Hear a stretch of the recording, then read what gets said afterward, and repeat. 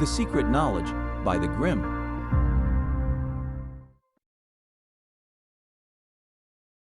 The Kingdom of Childhood by Rudolf Steiner. Preface.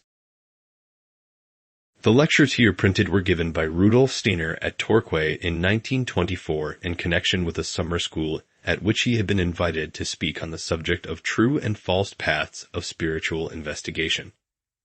They were given specifically for a small group of teachers or intending teachers, no more than 5 in number, who had resolved to open a school in England based on his work.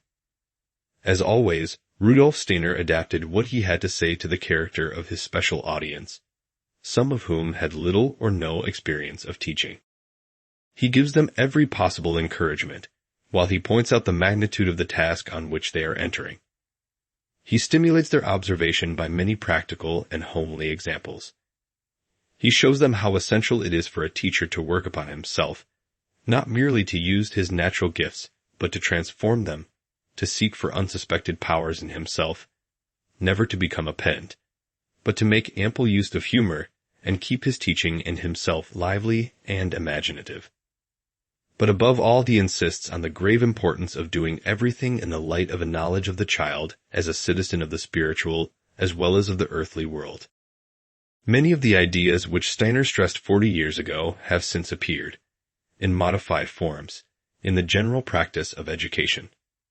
But there is no other form of education which affirms the existence of the eternal being of the child in the spiritual world before birth, which regards childhood as a gradual process of incarnation, and which sees all physical processes as the result of spiritual powers. This is the unique core of an anthroposophical education, and Steiner reminds the teachers that they must never forget it or represent the methods developed in his schools apart from these central truths. The reader of these lectures must bear in mind that in giving them Steiner assumed in his hearers some fundamental knowledge of that spiritual science of man which it had been his life's work to establish. Some of his statements may therefore appear to have a somewhat dogmatic flavor to the new reader who does not know what careful research and depth of study lie behind them. In general, however, the lectures are concerned with practical examples, which give a lively picture of the kind of teaching Steiner wished to prevail in his schools. He himself described these particular lectures as aphoristic, and sometimes they seem to treat in quick succession an almost bewildering number of subjects. But on reflection, it will be found that they return again and again to a few central themes: the need for observation in the teacher, the dangers of stressing the intellect and handling the abstraction before the age of adolescence, the crying need in childhood for the concrete and pictorial, the education of the soul through wonder and reverence, the difference it makes to life when imagination first grasps the whole, and the part comes later in its proper relation. Yet, at the same time, the need for the child to be practical himself and to understand the practical work of the world around him. Steiner himself distinguished sharply between the styles appropriate to the written and the spoken word. Had he been able to revise these lectures as a book, he would no doubt have transformed them radically. As this was not possible, it has seemed best to keep in the translation the easy and colloquial style of the original typescript. The lectures should be read as talks given to an intimate group. It is one of the unhappy shifts of emphasis in the modern age that education is not now so much regarded as the art of making a man what he should be as the means of securing survival in a technological age. Steiner rejoiced in technology. Without knowing the technical processes by which you live, he said, you cannot even become a social human being. But neither can you become a social human being, perhaps not even a human being at all, unless you learn to rejoice in the great productions of human genius in literature and the arts, and in the whole story of man's development on the earth. There is therefore no differentiation between humanities and sciences in a Steiner school. Children of varying intellectual abilities study both together as a true preparation for life. The last lecture in this series consists of questions and answers, and reveals how alive Steiner was to the difference of national character and practice, while firmly asserting the universal shape of the child's development. He even praises the English money system of 12 and 20s, which so many educators, and others would like to see abolished, as leading to a far more mobile kind of thinking than a rigid decimal numeration. How many questions the teachers who were present at these lectures would now like to put to Rudolf Steiner, after the experience of the intervening years. Perhaps it is as difficult to put the right question as to find the right answer. These lectures may well help the reader to put new and truer questions to the genius of education. A. C. Harwood. Lecture 1. It affords me the deepest satisfaction to find that here in England you are ready to consider founding a school on anthroposophical lines. This may truly signify a momentous and incisive event in the history of education. In pronouncing such words as these, one may well be accused of lack of humility, but there really is something very special underlying all that is to come about for the art of education as based on anthroposophy. And I am overjoyed that an impulse has arisen to form the first beginnings of a college of teachers who from the depths of their hearts do indeed recognize the very special quality of what we call anthroposophical education. It is no fanatical idea of reform that prompts us to speak of a renewal in educational life, but we are urged to do so out of our whole feeling and experience of how mankind is evolving in civilization and cultural life. In speaking thus, we are fully aware of the immense amount that has been done for education by distinguished persons in the course of the 19th century, and especially in the last few decades. But although all this was undertaken with the very best intentions, and every possible method has been tried, we are bound to state that a real knowledge of the human being was lacking.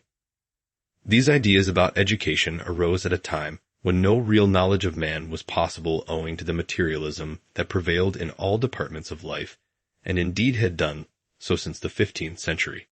When, therefore, people expounded their ideas on educational reform, they were building on sand or on something even less stable. Rules of education were laid down based on all sorts of emotions and opinions as to what life ought to be. It was impossible to know man in his wholeness and to ask the question, how can we bring to revelation in a man what lies, God-given, within his nature after he has descended from pre-earthly life into earthly life? This is the kind of question which can be raised in an abstract way, but which can only be answered concretely on the basis of a true knowledge of man in body, soul, and spirit. Now this is how the matter stands for present-day humanity. The knowledge of the body is highly developed. By means of biology, physiology, and anatomy, we have acquired a very advanced knowledge of the human body. But as soon as we wish to acquire a knowledge of the soul, we, with our present-day views, are confronted with a complete impasse, for everything relating to the soul is merely a name, a word. For even with regard to such things as thinking, feeling, and willing, we find no reality in the ordinary psychology of today. We still use the words thinking, feeling, and willing, but there is no conception of what takes place in the soul in reference to these things. What the so-called psychologists have to say about thinking, feeling, and willing is in reality mere dilettantism. It is just as though a physiologist were to speak in a general way of the human lungs or liver, making no distinction between the liver of a child and that of an old person. In the science of the body, we are very far advanced. No physiologist would fail to note the difference between the lungs of a child and the lungs of an old man, or indeed between the hair of a child and the hair of an old man. He will note all these differences. But thinking, feeling, and willing are mere words which are uttered without conveying any sense of reality. For instance, it is not known that willing, as it appears in the soul, is young, while thinking is old. That in fact thinking is willing grown old, and willing is a youthful thinking in the soul. Thus everything pertaining to the soul contains youthfulness and old age existing in man simultaneously. Naturally, even in the soul of a young child, we have the old thinking and the young willing together at the same time. There they are contemporaneous, and indeed these things are realities. But today, no one knows how to speak of these realities of the soul in the same way as he can of the realities of the body, so that as teachers of children, we are quite helpless. Suppose you were a physician, and yet were unable to distinguish between a child and an old man. You would of course feel helpless. But as there is no science of the soul, the teacher is unable to speak about the human soul as the modern physician can of the human body. And as for the spirit, there is no such thing. One cannot speak of it. There are no longer even any words for it. There is but the single word spirit, and that does not convey much. There are no other words in which to describe it. In our present-day life, we cannot therefore venture to speak of a knowledge of man. Here one may easily feel that all is not well with our education. Certain things must be improved upon. Yes, but how can we improve matters if we know nothing at all of man? Therefore, all the ideas for the improvement of education may be inspired by the best will in the world, but they possess no knowledge of man. This can even be noticed in our own circles. For it is anthroposophy which at the present time can help men to acquire this knowledge of man. I am not saying this from any sectarian or fanatical standpoint, but it is so that he who seeks knowledge of man must find it in anthroposophy. It is obvious that knowledge of the human being must be the basis for a teacher's work. That being so, he must acquire this knowledge for himself, and the natural thing will be that he acquires it through anthroposophy.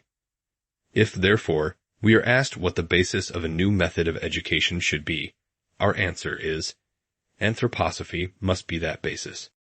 But how many people there are, even in our own circles, who try to disclaim anthroposophy as much as possible, and to propagate an education without letting it be known that anthroposophy is at the back of it. There is an old German proverb which says, "Please wash me, but don't make me wet." Many projects are undertaken in this spirit, but we must above all both speak and think truthfully. So if anyone asks you how to become a good teacher, you must say to him, "Make anthroposophy your foundation." You must not deny anthroposophy, for it is only by this means that you can acquire your knowledge of man. We have no knowledge of man in our present cultural life. We have theories, but no living insight either into the world, life, or men. A true insight will lead to a true practice in life, but we have no such practical life today. Do you know who are the most unpractical people at the present time? It is not the scientists, for although they are clumsy and ignorant of life, these faults can be clearly seen in them. But in those who are the worst theorists and who are the least practical in life, these things are not observed. These are the so-called practical persons, the commercial and industrial men and bankers, the men who rule the practical affairs of life with theoretical thoughts. A bank today is entirely composed of thoughts arising from theories. There is nothing practical in A, but people do not notice this, for they say, "It must be so. That is the way practical people work." So they adapt themselves to it, and no one notices the harm that is really being done in life because it is all worked in so unpractical a way. The practical life of today is absolutely unpractical in all its forms. This will only be noticed when an ever-increasing number of destructive elements enter our civilization and break it up. If this goes on, a world war will have been nothing but a first step, an introduction. In reality, the world war arose out of this unpractical thinking, but that was only an introduction. The point now at stake is that people should not remain asleep any longer, more particularly in the domain of teaching and education. Our task is to introduce an education which concerns itself with the whole man, body, soul, and spirit, and these three principles should be known and recognized.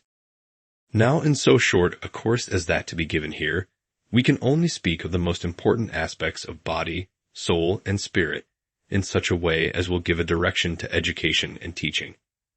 That is what we shall do. But the first requirement, as will be seen from the start, is that my hearers shall really endeavor to direct their observation, even externally, to the whole man. How are the basic principles of education composed in these days? The child is observed, and then we are told, the child is like this or like that, and must learn something. Then one thinks how best to teach so that the child can learn such and such a thing quickly. But what is a child in reality? A child remains a child for at most 12 years, or possibly longer. But that is not the point. The point is that he must always be thought of as becoming an older human being someday. Life as a whole is a unity, and we must not only consider the child with the whole of life. We must look at the whole human being. Suppose I have a pale child in the school. A pale child should be an enigma to me, a riddle to be solved. There may be several reasons for his pallor, but the following is a possible one. The child may have come to school with some color in his cheeks, and have become pale under my treatment of him. I must admit this, and be able to judge as to why he has become pale. I may perhaps come to see that I have given this child too much to learn by heart. I may have worked his memory too hard. If I do not admit this possibility, if I am a short-sighted teacher, having the idea that a method must be carried through regardless of whether the child grows rosy or pale thereby, that the method must just be persevered with, then the child will remain pale. If, however, I were able to observe this same child at the age of 50, I should probably find him suffering from terrible sclerosis or arterial hardening, the cause of which will be unknown. This is the result of my having overloaded the memory of the child when he was 8 or 9 years old. For you see, the man of 50 and the child of 8 or 9 belong together. They are one and the same human being. We must know what the result will be, 40 or 50 years later, of our management of the child. For life is a unity, it is all connected. It is not enough merely to know the child, we must know the human being. Again, I take great trouble to give a class as good definitions as I can, so that the concepts shall be firmly grasped, and the child will know. This is a lion, that is a cat, and so on. But is the child to retain these concepts to the day of his death? In our present age, there is no feeling for the fact that the soul too must grow. If I furnish a child with a concept that is to remain correct, and correctness is of course all that matters, a concept which he is to retain throughout his life, that is just as though I bought him a pair of shoes when he was 3 years old, and each successive year had shoes made of the same size. The child will grow out of them. This, however, is something that people notice, and it would be considered brutal to try and keep his feet small enough to go on, wearing the same sized shoes. Yet this is what we are doing with the soul. We furnish the child with ideas which do not grow with him. We give him concepts which are intended to be permanent. We worry him with fixed concepts that are to remain unchanged, whereas we should be giving him concepts capable of expansion. We are constantly squeezing the soul into the ideas we give the child. These are some of the ways in which we may begin to answer the challenge that in education we must take the whole human being into consideration, the growing, living human being, and not just an abstract idea of man. It is only when we have the right conception of man's life as a connected whole that we come to realize how different from each other the various ages are. The child is a very different being before shedding its first teeth from what it becomes afterwards. Of course, you must not interpret this in crudely formed judgments, but if we are capable of making finer distinctions in life, we can observe that the child is quite different before and after the change of teeth.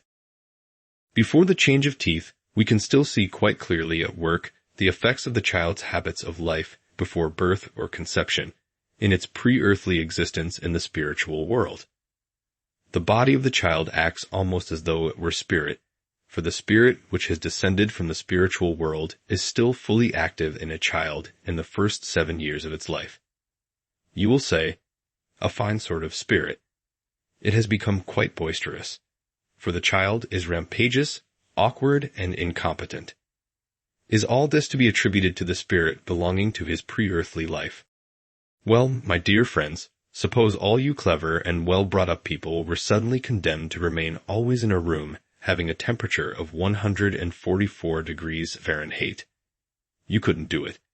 It is even harder for the spirit of the child, which has descended from the spiritual worlds, to accustom itself to earthly conditions. The spirit, suddenly transported into a completely different world, with the new experience of having a body to carry about, acts as we see the child act. Yet if you know how to observe and note how each day, each week, each month, the indefinite features of the face become more definite, the awkward movements become less clumsy, and the child gradually accustoms himself to his surroundings, then you will realize that it is the spirit from the pre-earthly world which is endeavoring to make the child's body gradually more like itself. We shall understand why the child is as he is, if we observe him in this way, and we shall also understand that it is the descended spirit which is acting as we see it within the child's body. Therefore, for one who is initiated into the mysteries of the Spirit, there is nothing that can fill him with such wonder and delight as to observe a little child. In so doing one learns not of the earth, but of heaven, and this not only in the so-called good children. In their case, as a rule, the bodies have already become heavy, even in infancy. The spirit cannot properly take hold of the body. Such children are quiet. They do not scream and rush about. They sit still and make no noise. The spirit is not active within them, because their bodies offer such resistance. It is very often the case that the bodies of the so-called good children offer resistance to the spirit. In the less well-behaved children, who make a great deal of healthy noise, who shout properly, and give a lot of trouble, the spirit is active, though of course in a clumsy way, for it has been transported from heaven to earth, but the spirit is active within them. It is making use of the body. We may even regard the wild screams of a child as most enthralling, simply because we thereby experience the martyrdom the spirit has to endure when it descends into a child body. Yes, my dear friends, it is easy to be a grown-up person. Easy for the spirit, I mean, for the body has then been made ready. It no longer offers the same resistance. It is quite easy to be a full-grown person, but extremely difficult to be a child. The child himself is not aware of this because his consciousness is not yet awake. It is still asleep. But if the child possessed the consciousness he had before descending to earth, he would soon notice this difficulty. If the child were still living in this pre-earthly consciousness, his life would be a terrible tragedy, a really terrible tragedy. For you see, the child comes down to earth. Before this he has been accustomed to a spiritual substance from which he drew his spiritual life. He was accustomed to deal with that spiritual substance. He had prepared himself according to his karma, according to the result of previous lives. He was fully contained within his own spiritual garment, as it were. Now he has to descend to earth. I should like to speak quite simply about these things, and you must excuse me if I speak of them as I would if I were describing the ordinary things of the earth. One can speak of them thus because they are so. Now when a human being is to descend, he must choose a body on the earth. And indeed, this body has been prepared throughout generations. Some father and mother had a son or a daughter, and these again a son or a daughter, and so on. Thus through heredity a body is produced which he must now occupy. He must draw into it and dwell therein, but in so doing he is suddenly faced with quite different conditions. He clothes himself in a body that has been prepared by a number of generations. Of course, even from the spiritual world, the human being can work on the body so that it may not be altogether unsuitable. Yet, as a rule, the body received is not so very suitable after all. For the most part, one does not fit at all easily into such a body. If a glove were to fit your hand, as badly as the body generally fits the soul, you would discard it at once. You would never think of putting it on. But when you come down from the spiritual world needing a body, you just have to take one. And this body you retain until the change of teeth. For it is a fact that every 7 or 8 years our external physical substance is completely changed, at least in the essentials, though not in all respects. Our first teeth, for instance, are changed, the second set remain. This is not the case with all the members of the human organism. Some parts, even more important than the teeth, undergo change every 7 years as long as a man is on the earth. If the teeth were to behave in the same way as these, we should have new teeth at 7-14, and again at 21 years of age, and so on, and there would be no dentists in the world. Thus certain hard organs remain, but the softer ones are constantly being renewed. In the first 7 years of our life, we have a body which is given to us by outer nature, by our parents, and so on. It is a model. The soul occupies the same relation to this body as an artist to a model which he has to copy. We have been gradually shaping the second body out of the first body up to the change of teeth. It takes 7 years to complete the process.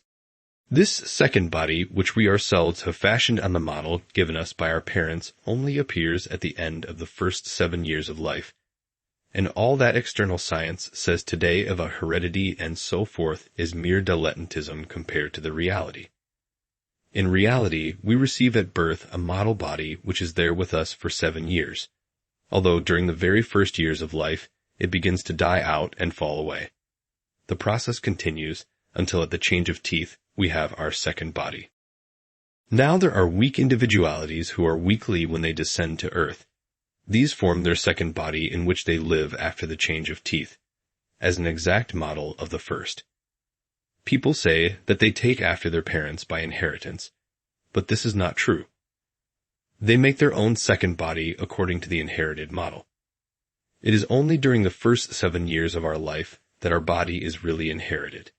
But naturally we are all weak individualities and we copy a great deal.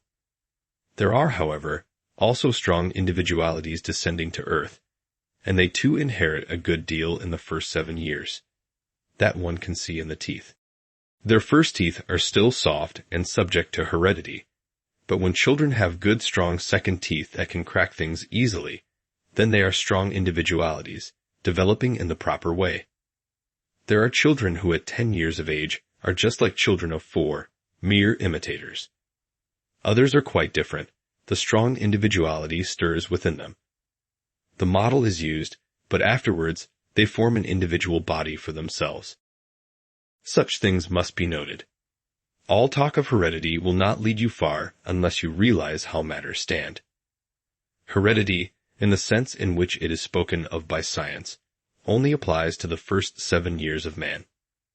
After that age, whatever he inherits of his own free will, we might say.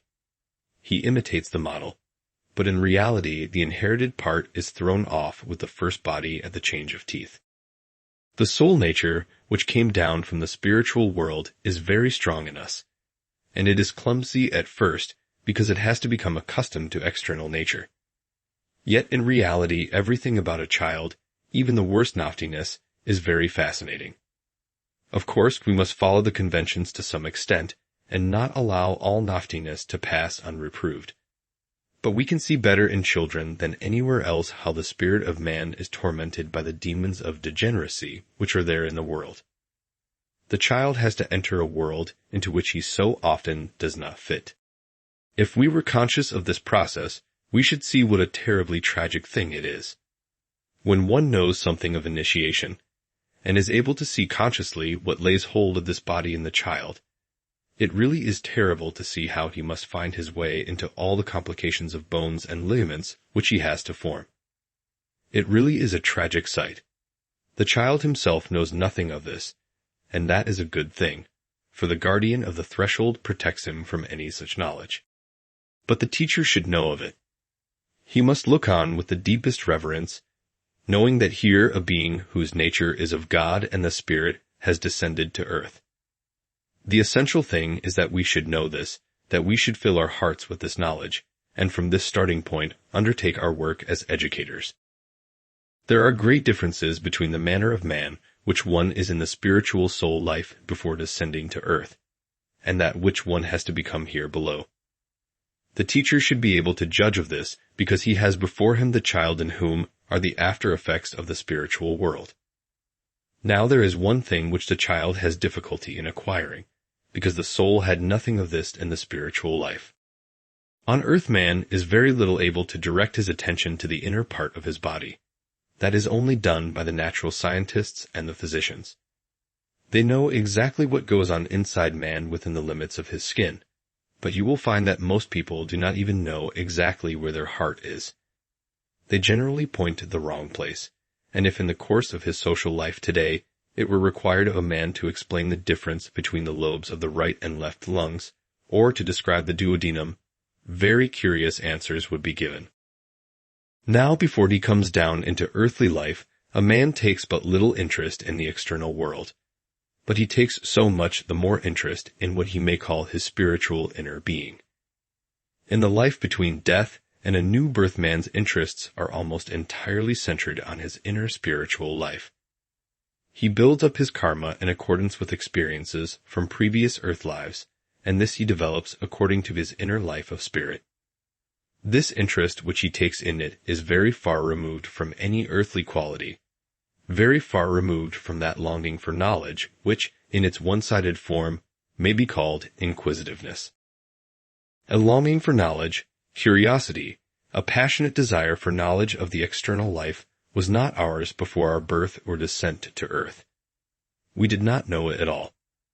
That is why the young child has it only in so slight a degree. What he does experience, on the other hand, is to live right in and with his environment. Before descending to earth, we live entirely in the outer world. The whole world is then our inner being, and there exist no such distinctions as outer and inner world. Therefore, we are not curious about what is external, for that is all within us. We have no curiosity about it, we bear it within us, and it is an obvious and natural thing which we experience. So, in the first 7 years of life, a child learns to walk, to speak, and to think, out of the same manner of living which he had before descending to earth. If you lay stress on arousing curiosity in a child with regard to some particular word, you will find that you thereby entirely drive out the wish he had to learn that same word. If you count on a longing for knowledge or curiosity, you drive out of the child just what he ought to have. You must not reckon on a child's curiosity, but rather on something else, namely that the child becomes merged into you as it were, and you really live in the child. All that the child enjoys must live and be as though it were his own inner nature. You must make the same impression on the child as his own arm makes on him. You must, so to say, be only the continuation of his own body. Then later, when the child has passed through the change of teeth, and gradually enters the period between the 7th and 14th years, you must observe how little by little curiosity and a longing for knowledge begin to show themselves. You must be tactful and careful, and pay attention to the way in which curiosity gradually stirs into being within him. The small child is still but a clumsy little creature, who does not ask questions, and one can only make an impression upon him by being something oneself. He questions his environment as little as a sack of flour. But just as a sack of flour will retain any impressions you make upon it, especially if it is well ground, so too does the little child retain all his impressions, not because he is curious, but because you yourself are really one with him and make impressions on him as you would do with your fingers on a sack of flour. It is only at the change of teeth that the situation alters. You must now notice the way the child begins to ask questions. What is that? What do the stars see with? Why are the stars in the sky? Why have you a crooked nose, grandmother? The child now asks all these questions. He begins to be curious about the things around him. You must have a delicate perception and note the gradual beginnings of curiosity and attention which appear with the second teeth. These are the years in which these qualities appear, and you must be ready to meet them. You must allow the child's inner nature to decide what you ought to be doing with him. I mean, you must take the keenest interest in what is awakening with the change of teeth. A very great deal is awakening then. The child is curious, but not with an intellectual curiosity, for as yet, it has no reasoning powers. And anyone who appeals to the intellect of a child of 7 is quite on the wrong lines. But it has fantasy, and this it is with which we must deal. It is really a question of developing the concept of a kind of milk of the soul, for you see, after birth the child must be given bodily milk. This constitutes its food, and every other necessary substance is contained in the milk that the child consumes. And when he comes to school at the age of the changing of the teeth, it is again milk that you must give him, but now, milk for the soul. That is to say, your teaching must not be made up of isolated units, but all that the child receives must be a unity. When he has gone through the change of teeth, he must have soul milk. If he is taught to read and write as 2 separate things, it is just as though his milk were to be separated chemically into 2 different parts, and you gave him one part at one time and the other at another. Reading and writing must form a unity. You must bring this idea of soul milk into being for your work with the children when they first come to school. This can only come about if, after the change of teeth, the children's education is directed artistically. The artistic element must be in it all. Tomorrow, I will describe more fully how to develop writing out of painting, and thus give it an artistic form, and how you must then lead this over artistically to the teaching of reading, and how this artistic treatment of reading and writing must be connected, again by artistic means, with the first simple beginnings of arithmetic. All this must thus form a unity. Such things as these must be gradually developed as soul milk, which we need for the child when he comes to school. And when he reaches the age of puberty, he will require spiritual milk. This is extremely difficult to give to present-day humanity, for we have no spirit left in our materialistic age. It will be a difficult task to create spiritual milk, but if we cannot succeed in creating it, we shall have to leave our boys and girls to themselves at the so-called hobbledehoy stage, for there is no spiritual milk in our present age. I just wanted to say these things by way of introduction and to give you a certain direction of thought. Tomorrow we will continue these considerations and go more into details. Lecture 2. I pointed out yesterday how the child's development undergoes a radical change with the loss of his first teeth. For in truth, what we call heredity or inherited characteristics are only directly active during the first epoch of life. It is, however, the case that during the first 7 years, a second life organism is gradually built up in the physical body, which is fashioned after the model of the inherited organism. This second organism is, we may say, completed at the changing of the teeth. If the individual who comes down out of the spiritual pre-earthly world is weak, then this second life organism is similar to the inherited one. If the individual is strong, then we see how in the period between the change of teeth and puberty, from 7 years till about 14, a kind of victory is gradually accomplished over the inherited characteristics. Children become quite different, and they even change in their outward bodily form. It is specially interesting to follow the qualities of soul, which now reveal themselves in this second life epoch. In the first epoch, before the change of teeth, we may describe the child as being wholly sense organ. You must take this quite literally. Wholly sense organ. Take, for example, the human eye or ear. What is the characteristic of such a sense organ? The characteristic thing is that the sense organ is acutely sensitive to the impressions of the outer world. And if you observe the eye, you can certainly see what kind of process takes place. The child during the first 7 years is really completely and wholly an eye. Now consider only this thought. In the eye, a picture is formed, an inverted picture, of every external object. This is what ordinary physics teaches everyone. That which is outside in the world is to be found within the eye as a picture.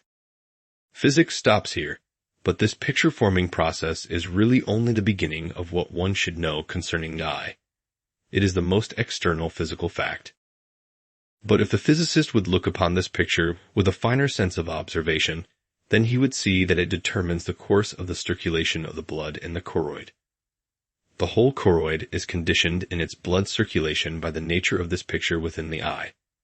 The whole eye adjusts itself according to these things. These are the finer processes that are not taken into consideration by our ordinary physics. But the child during the first 7 years is really an eye. If something takes place in the child's environment, let us say, to take an extreme example, a fit of temper when someone becomes furiously angry, then the whole child will have a picture within him of this outburst of rage. The etheric body makes a picture of it. From it something passes over into the entire circulation of the blood and the metabolic system, something which is related to this outburst of anger. This is so in the first 7 years, and according to this the organism adjusts itself. Naturally, these are not crude happenings, they are delicate processes. But if a child grows up in the proximity of an angry father or a hot-tempered teacher, then the vascular system, the blood vessels, will follow the line of the anger. The results of this implanted tendency in the early years will then remain through the whole of the rest of life. These are the things that matter most for the young child. What you say to him, what you teach him, does not yet make any impression, except in so far as he imitates what you say in his own speech. But it is what you are that matters. If you are good, this goodness will appear in your gestures, and if you are evil or bad-tempered, this also will appear in your gestures. In short, everything that you do yourself passes over into the child and pursues its way within him. This is the essential point. The child is wholly sense organ and reacts to all the impressions aroused in him by the people around him. Therefore, the essential thing is not to imagine that the child can learn what is good or bad, that he can learn this or that, but to know that everything that is done in his presence is transformed in his childish organism into spirit, soul, and body. Health for the whole of life depends on how one conducts oneself in the presence of the child. The inclinations which he develops depend on how one behaves in his presence. But all the things that we are usually advised to do with kindergarten children are quite worthless. The things which are introduced as kindergarten education are usually extraordinarily clever. One is, I might say, quite fascinated by the cleverness of what has been thought out for kindergartens in the course of the 19th century. The children certainly learn a great deal there. They almost learn to read. They are supplied with letters of the alphabet, which they have to fit into cut-out letters and such like. It all looks very clever, and one can easily be tempted to believe that it really is something suitable for children. But it is of no use at all. It really has no value whatsoever, and the whole soul of the child is spoilt by it. Even down into the body, right down into physical health, the child is ruined. Through such kindergarten methods, weaklings in body and soul are bred for later life. On the other hand, if we were simply to have the children there in the kindergarten, and so conduct ourselves that they could imitate us, if we were to do all kinds of things that the children could copy out of their own inner impulsive soul, as they have been accustomed to do in the pre-earthly existence, then indeed the children would become like ourselves.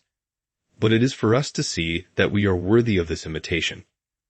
This is what you must pay attention to during the first 7 years of life, and not what you express outwardly in words as a moral idea. If you make a surly face so that the child gets the impression you are a grumpy person, this harms him for the rest of his life. This is why it is so important, especially for little children, that as a teacher one should enter very thoroughly into the observation of a human being and human life. What kind of school plan you make is neither here nor there. What matters is what sort of a person you are. In our day, it is easy enough to think out a curriculum, because everyone in our age is now so clever. I am not saying this ironically. In our day, people really are clever. Whenever a few people get together and decide that this or that must be done in education, something clever always comes out of it. I have never known a stupid educational program. They are always very clever. But it is not a question of having programs of this kind. What matters is that we should have people in the school who can work in the way I have indicated. We must develop this way of thinking, for an immense amount depends upon it, especially for that age or life epoch of the child in which he is really entirely sense organ. Now when the change of teeth is complete, the child is no longer a sense organ in the same degree as previously. This already diminishes between the 3rd and 4th year, but before then the child has quite special peculiarities of which one generally knows nothing whatever. When you eat something sweet or sour, you perceive it on the tongue and palate. But when the child drinks milk, he feels the taste of milk through his whole body, for he is also an organ of sense with regard to taste. He tastes with his whole body. There are many remarkable instances of this. Children take their cue from the grown-ups, and therefore at 15, 16, or 20 they are, nowadays, already blasé and have lost their freshness. But there are still children to be found who in their early years are wholly sense organ, though life is not easy for such. I knew, for example, a small boy who, on being given something to eat that he knew he would enjoy, approached the delectable object not only with those organs with which one generally approaches food, but he steered towards it with his hands and feet. he was in fact wholly an organ of taste. The remarkable thing is that in his 9th or 10th year, he became a splendid eurythmist and developed a great understanding for eurythmy. So what he began by paddling up to his food as a little child was developed further in his will organs at a later age. I do not say these things jokingly, but in order to give you examples of how to observe. You very rarely hear people relating such things as these, but they are happening every moment. People fail to perceive these characteristic phenomena of life and only think out how to educate the young instead of observing life itself. Life is interesting in every detail, from morning till evening. The smallest things are interesting. Notice, for instance, how 2 people take a pear from a fruit bowl. No 2 people take the pear in the same way. It is always different. The whole character of a person is expressed in the way he takes the pear from the fruit dish and puts it on his plate, or straight into his mouth as the case may be. If people would only cultivate more power of observation of this kind, the terrible things would not develop in schools which one unfortunately so often sees today. One scarcely sees a child now who holds his pen or pencil correctly. Most children hold them wrongly, and this is because we do not know how to observe properly. This is a very difficult thing to do, and it is not easy in the Waldorf school either. One frequently enters a class where drastic changes are needed in the way the children hold their pencils or pens. You must never forget that the human being is a whole, and as such he must acquire dexterity in all directions. Therefore, what the teacher needs is observation of life down to the minutest details. And if you are especially desirous of having formulated axioms, then take this as the first principle of a real art of education. You must be able to observe life in all its manifestations. One can never learn enough in this direction. Look at the children from behind, for instance. Some walk by planting the whole foot on the ground, others trip along on their toes, and there can be every kind of differentiation between these 2 extremes. Yes, indeed, to educate a child, one must know quite precisely how he walks. For the child who treads on his heels shows in this one small characteristic of his physical body that he was very firmly planted in life in his former incarnation, that he was interested in everything in his former earth life. In such a case, you must draw as much as possible out of the child himself, for there are many things hidden away in such children who walk strongly on their heels. On the other hand, the children who trip along, who scarcely use their heels in walking, have gone through their former earth life in a superficial way. You will not be able to get much out of these children, but when you are with them, you must make a point of doing a great many things yourself that they can copy. In this kind of way, you should experience the changing of the teeth through careful observation. The fact that the child was previously wholly sense organ now enables him to develop above all the gift of fantasy and symbolism. And one must reckon with this even in play. Our materialistic age sins terribly against it. Take, for example, the so-called beautiful dolls that are so often given to children nowadays. They have such beautifully formed faces, wonderfully painted cheeks, and even eyes with which they can go to sleep when laid down, real hair and goodness knows what all. But with this, the fantasy of the child is killed, for it leaves nothing to his imagination, and the child can take no great pleasure in it. But if you make a doll out of a serviette or a handkerchief with 2 ink spots for eyes, a dab of ink for a mouth, and some sort of arms, then the child can add a great deal to it with his imagination. It is particularly good for a child when he can add as much as possible to his playthings with his own fantasy, when he can develop a symbolizing activity. Children should have as few things as possible that are well finished and complete and what people call beautiful. For the beauty of such a doll that I have described above with real hair and so on is only a conventional beauty. In truth, it is horribly ugly because it is so inartistic. Never forget that in the period round about the change of teeth, the child passes over into the age of imagination and fantasy. It is not the intellect but fantasy which fills his life at this age. You as teachers must also be able to develop this life of fantasy, for those who bear a true knowledge of the human being in their souls are able to do this. It is indeed so that a true knowledge of man loosens and releases the inner life of soul and brings a smile to the face. Sour and grumpy faces come only from lack of knowledge. Certainly, one can have a diseased organ which leaves traces of illness on the face. This does not matter, for the child takes no account of these things. But if the inner nature of a person is filled with a living knowledge of what man is, this will be expressed in his face, and this it is that can make him a really good teacher.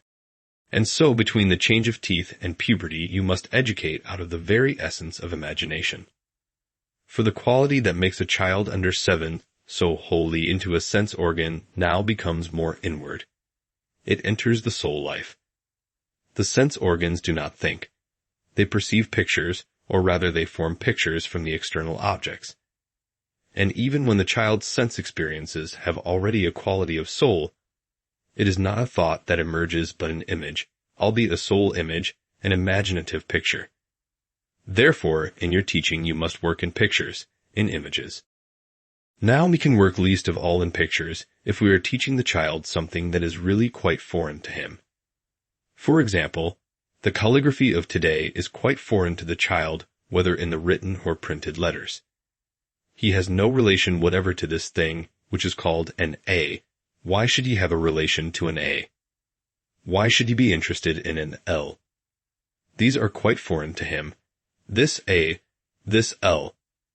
Nevertheless, when the child comes to school, we take him into the classroom and start to teach him these things. The result is that he feels no contact with what he has to do.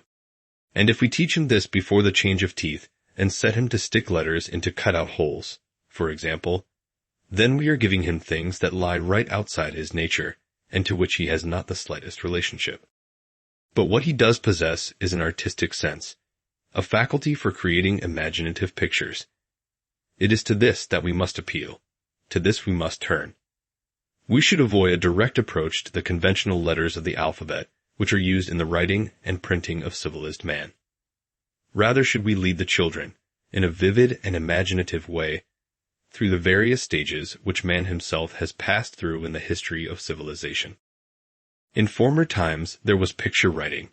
That is to say, people painted something on the page which reminded them of the object. We do not need to study the history of civilization, but we can show the child the meaning and spirit of what man wanted to express in picture writing. Then he will feel at home in his lessons. For example, let us take the word mund, English mouth. Get the child to draw a mouth, or rather paint it. Let him put on dabs of red color, and then tell him to pronounce the word. You can say to him, "Don't pronounce the whole word, but begin only with M." And now we can form the M out of the upper lip, see drawing. If you follow this process, you can get your M out of the mouth which we first painted. This is how writing really originated, only today it is difficult to recognize from the words themselves that the letters were once pictures, because the words have all been subject to change in the course of the evolution of speech. Originally, each sound had its own image, and each picture could have but one meaning. You do not need to go back to these original characters, but you can invent ways and means of your own. The teacher must be inventive. He must create out of the spirit of the thing. Let us take the word fish. Let the child draw or paint some kind of fish. Let him say the beginning of the word, F, and you can gradually get the F out of the picture, see drawing. And thus, if you were inventive, you can find in point of fact pictures for all the consonants. They can be worked out from a kind of painting drawing or drawing painting. This is more awkward to deal with in the methods of today. For it is of course essential that after the children have been doing this painting for an hour or two, you have to clear it all away. But this just has to be so. There is nothing else to be done. From this you can see how the letters can be developed out of pictures, and the pictures again directly out of life. This is the way you must do it. On no account should you teach reading first, but proceeding from your drawing painting and painting drawing, you allow the letters to arise out of these, and then you can pass over to reading. If you look around, you will find plenty of objects which you can use to develop the consonants in this way. All the consonants can be developed from the initial letters of the words describing these objects. It is not so easy for the vowels, but perhaps for the vowels the following is possible. Suppose you say to the child, "Look at the beautiful sun. You must really admire it. Stand like this so that you can look up and admire the glorious sun." The child stands, looks up, and then expresses its wonder thus. Ah! Then you paint this gesture, and you actually have the Hebrew A, the sound ah, the sound of wonder. Now you only need to make it smaller and gradually turn it into the letter A, see drawing.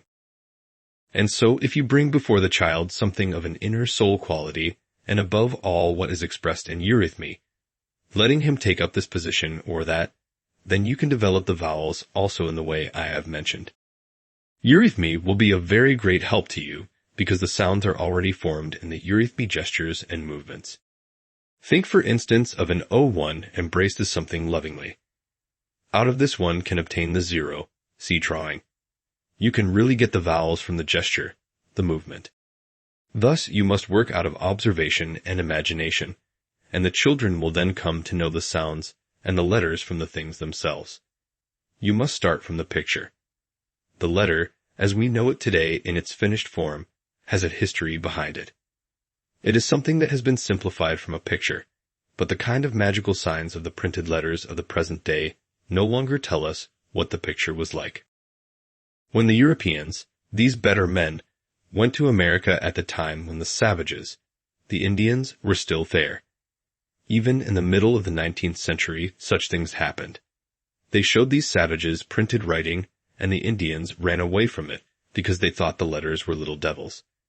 And they said, "The palefaces, as the Indians called the Europeans, communicate with each other by means of little devils, little demons." But this is just what letters are for children. They mean nothing to them. The child feels something demonic in the letters, and rightly so. They have already become a means of magic because they are merely signs. You must begin with the picture. That is not a magic sign, but something real, and you must work from this. People will object that the children then learn to read and write too late. This is only said because it is not known today how harmful it is when the children learn to read and write too soon. It is a very bad thing to be able to write early. Reading and writing as we have them today are really not suited to the human being till a later age, in the 11th or 12th year, and the more one is blessed with not being able to read and write well before this age, the better it is for the later years of life. A child who cannot write properly at 13 or 14, I can speak out of my own experience, because I could not do it at that age, is not so hindered for later spiritual development as one who early, at 7 or 8 years, can already read and write perfectly. These are things which the teacher must notice. Naturally, one will not be able to proceed as one really should today, because the children have to pass from your independent school into public life. But a very great deal can be done nevertheless when one knows these things. It is a question of knowledge, and your knowledge must show you, above all, that it is quite wrong to teach reading before writing, for in writing, especially if it is developed from the painting-painting that I have spoken of, the whole human being is active. The fingers take part, the position of the body, the whole man is engaged. In reading only the head is occupied, and anything which only occupies a part of the organism and leaves the remaining parts impassive should be taught as late as possible. The most important thing is first to bring the whole being into movement, and later on the single parts. Naturally, if you want to work in this way, you cannot expect to be given instructions for all the little details, but only an indication of the path to be followed. Therefore, just in this method of education, which arises out of anthroposophy, you can build on nothing else but absolute freedom, though this freedom must include the free creative fancy of the teacher and educator. In the Waldorf school, we have been blessed with what I might call a very questionable success. We began with 130 to 140 pupils. But these pupils came from the industrial works of Emil Molt, so they were at that time to a certain extent compulsory children, though we had some children from anthroposophical families besides. In the short time of its existence, the Waldorf school has grown so big that we have now more than 800 children, and between 40 and 50 teachers. This is a doubtful success because gradually it becomes impossible to keep a clear view of the whole. From the arrangements of the Waldorf school, which I shall describe to you, you will soon see how difficult it is to survey the whole, though I shall later indicate certain ways of making this possible. We have had to form parallel classes. In the case of the 5th and 6th, there are 3 parallel classes, A, B, and C. These classes are still overfull, and have more children than the other classes in the school. There is therefore a teacher in Class A, another in Class B. Just imagine how this would work out in a proper educational establishment of today. You come into Class IA, where you find a particular educational drill going on, which is considered the best. Now you go to Class IB. It could equally well be called, only that different children are sitting there, for in both classes exactly the same thing goes on, because the right method is used. This is of course all most cleverly thought out. What is intellectual has but one meaning, and it cannot be otherwise. With us in the Waldorf school, you find no such thing. You go into the first Class A. There you see a teacher, man or woman, who is teaching writing. The teacher lets the children make all kinds of forms, let us say with string. They then go on to painting the forms and gradually letters arise. A second teacher likes to do it differently. If you go into Class B, you find that this teacher is letting the children dance the forms round the room, in order that they may experience the forms of the letters in their own bodies. Then she carries over these forms also into the letters themselves. You would never find uniformity of teaching in Classes A, B, and C. The same things are taught, but in completely different ways, for a free creative fancy holds sway in the class. There are no prescribed rules for teaching in the Waldorf school, but only one unifying spirit that pervades the whole. It is very important that you should realize this. The teacher is autonomous. Within this one unifying spirit, he can do entirely what he thinks right. You will say, yes, but if everyone can do as he likes, then the whole school will fall into a chaotic condition. For in Class VA, there could be goodness knows what kind of hocus-pocus going on, and in VB, you might find them playing chess. But that is exactly what does not happen in the Waldorf school, for though there is freedom everywhere, you will find in each class the spirit which is in accordance with the age of the children. If you read the seminar course, you will see that you are allowed the greatest liberty, and yet the teaching in each class is what is right for that age.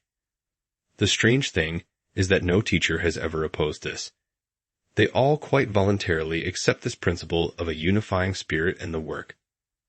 No one opposes it or wants to have any special arrangements made for himself. On the contrary, the wish is often expressed by the teachers to have as many discussions as possible in their meetings about what should be done in the various classes. Why does no teacher object to the curriculum? The school has been going for several years. Why do you think that all the teachers approve of the curriculum? They do not find it at all unreasonable. They find it in its very freedom excellent, because it is bound up with real true human knowledge. And just in such things as creating one's teaching matter out of fantasy, it can be seen that freedom must prevail in the school. Indeed it does. Each of our teachers has the feeling that it is not only a question of what he himself thinks out and discovers out of his own fantasy, but when I sit with my Waldorf teachers in their meetings, or when I go into the classes, I get more and more the impression that when once the teachers are in their classrooms, they actually forget that a plan of teaching has previously been drawn up. In the moment of teaching, every teacher imagines that he himself is creating the plan of work. This is the feeling I have when I go into the classes. Such is the result when real human knowledge lies at the basis of the work. I have to tell you these details, even though you might think they were said out of vanity. Indeed, they are not said out of vanity, but that you may know how it is and then go and do likewise. This will show you how what grows out of a true knowledge of man can really enter into the child. It is on fantasy then, on imagination, that our teaching and education is to be built. You must be quite clear that before the 9th or 10th year, the child does not know how to differentiate himself as an ego from his surroundings. Out of a certain instinct, the child has long been accustomed to speak of himself as P, but in truth he really feels himself within the whole world. He feels that the whole world is connected with himself. But people have the most fantastic ideas about this. They say of primitive races that their feeling for the world is animism. That is, they treat lifeless objects as though they were ensouled, and that to understand a child you must imagine that he does the same as these primitive peoples. When he knocks against a hard object, he hits it because he endows it with a quality of soul. But that is not at all true. In reality, the child does not ensoul the object, but he does not yet distinguish between the living and the lifeless. He considers everything as a unity, and himself also as making up a unity with his surroundings. Not until the age of 9 or 10 does the child really learn to distinguish himself from his environment. This is something you must take into consideration in the strictest sense if you wish to give your teaching a proper basis. Therefore, it is important to speak of everything that is around the child, plants, animals, and even stones, in such a way that all these things talk to each other, that they act among themselves like human beings, that they tell each other things, that they love and hate each other. You must learn to use anthropomorphism in the most inventive ways and speak of all the plants and animals as though they were human. You must not ensoul them out of a kind of theory, but simply treat them in the way which a child can grasp when he is not yet able to distinguish between the lifeless and the living. For as yet, the child has no reason to think that the stone has no soul, whereas the dog has a soul.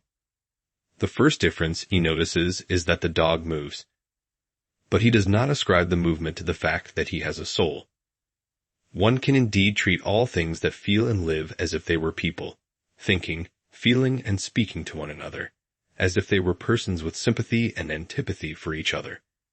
Therefore, everything that one brings to a child at this age must be given in the form of fairy tales, legends, and stories in which everything is endowed with feeling.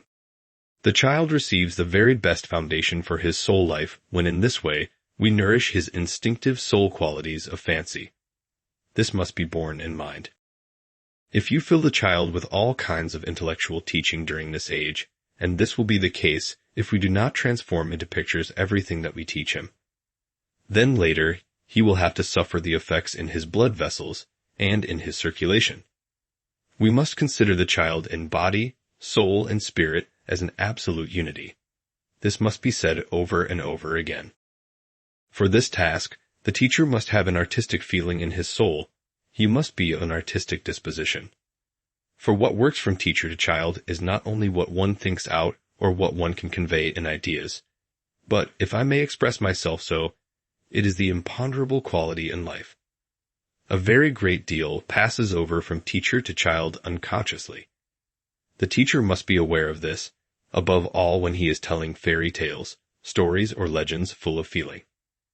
It very often happens in our materialistic times that we notice how the teacher looks upon what he is telling as childish.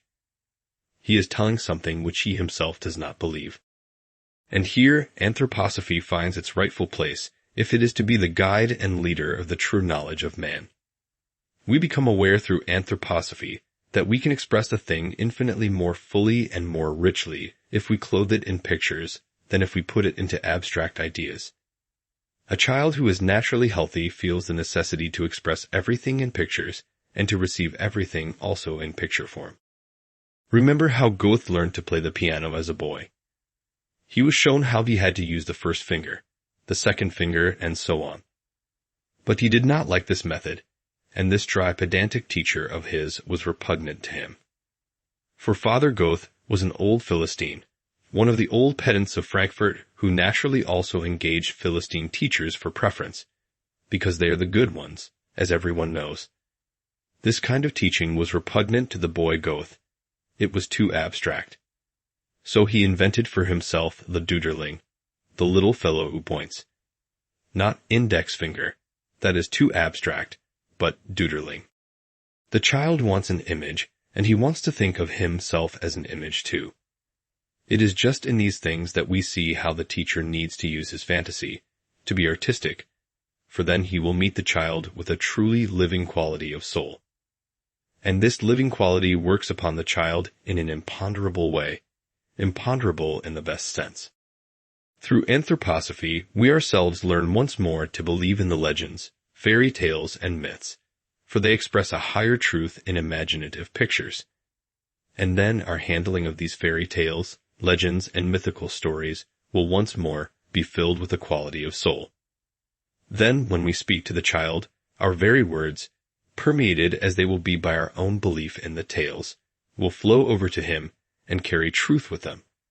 Truth will then flow from teacher to child, whereas it is so often untruth that passes between them. Untruth at once holds sway if the teacher says, "The child is stupid. I am clever. The child believes in fairy tales, so I have to tell them to him." It's the proper thing for him to hear them.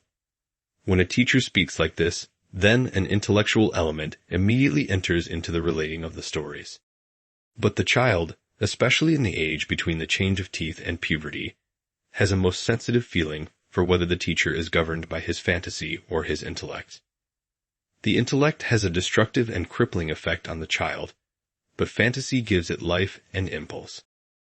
It is vital that we should make these fundamental thoughts our own. We will speak of them in greater detail during the next few days, but there is one more thing I should like to put before you in conclusion.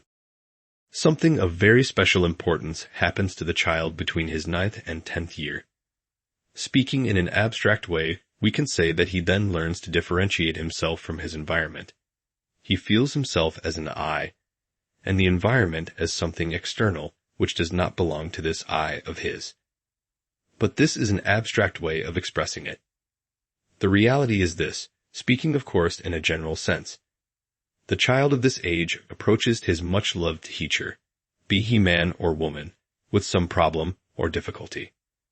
In most cases, he will not actually speak of what is burdening his soul, but will say something different. All the same, one has to know that this really comes from the innermost depths of his soul, and the teacher must then find the right approach, the right answer. An enormous amount depends on this for the whole future life of the child concerned. For you cannot work with children of this age as their teacher unless you are yourself the unquestioned authority, unless, that is, the child has the feeling. This is true because you hold it to be true, this is beautiful because you find it beautiful, and therefore point it out to him, and this is good because you think it good. You must be for the child the representative of the good, the true, and the beautiful. He must be drawn to truth, goodness, and beauty, simply because he is drawn to you yourself. And then between the 9th and 10th year, this feeling arises instinctively in his subconsciousness. I get everything from my teacher, but where does he get it from? What is behind him? The teacher need not enlarge on this, because if you go into definitions and explanations, it can only do harm. The important thing is to find a loving word, a word filled with warmth of heart, or rather many words, for these difficulties can go on for weeks and months, so that we can avert this danger and preserve the feeling for authority in the child. For he has now come to a crisis as regards the principle of authority. If you are equal to the situation and can preserve your authority by the warmth of feeling with which you deal with these particular difficulties, and by meeting the child with inner warmth, sincerity, and truth, then much will be gained. The child will retain his belief in the teacher's authority, and that is a good thing for his further education. But it is also essential that just at this age of life, between 9 and 10, the child's belief in a good person should not waver. Were this to happen, then the inner security, which should be his guide through life, will totter and sway. This is of very great significance and must constantly be borne in mind. In the handbooks on education, we find all kinds of intricate details laid down for the guidance of teachers. But it is of far greater importance to know what happens at a certain point in the child's life, and how we must act with regard to it, so that through our action we may radiate light on to his whole life. Lecture 3. Today, we will characterize certain general principles of the art of education for the period between the change of teeth and puberty, passing on in the next lecture to more detailed treatment of single subjects and particular conditions which may arise. When the child reaches his 9th or 10th year, he begins to differentiate himself from his environment. For the first time, there is a difference between subject and object. Subject is what belongs to oneself. Object is what belongs to the other person or other thing. And now we can begin to speak of external things as such, whereas before this time we must treat them as though these external objects formed one whole together with the child's own body. I showed yesterday how we speak of animals and plants, for instance, as though they were human beings who speak and act. The child thereby has the feeling that the outside world is simply a continuation of his own being. But now when the child has passed his 9th or 10th year, we must introduce him to certain elementary facts of the outside world, the facts of the plant and animal kingdoms. Other subjects I shall speak of later, but it is particularly in this realm that we must be guided by what the child's own nature needs and asks of us. The first thing we have to do is to dispense with all the textbooks. For textbooks, as they are written at the present time, contain nothing about the plant and animal kingdoms which one can use in teaching. They are good for instructing grown-up people about plants and animals, but we shall ruin the individuality of the child if we use them at school. And indeed there are no textbooks or handbooks today which show one how these things should be taught. Now the important point is really this. If you put single plants in front of the child and demonstrate different things from them, you are doing something which has no reality. A plant by itself is not a reality. If you pull out a hair and examine it as though it were a thing by itself, that would not be a reality either.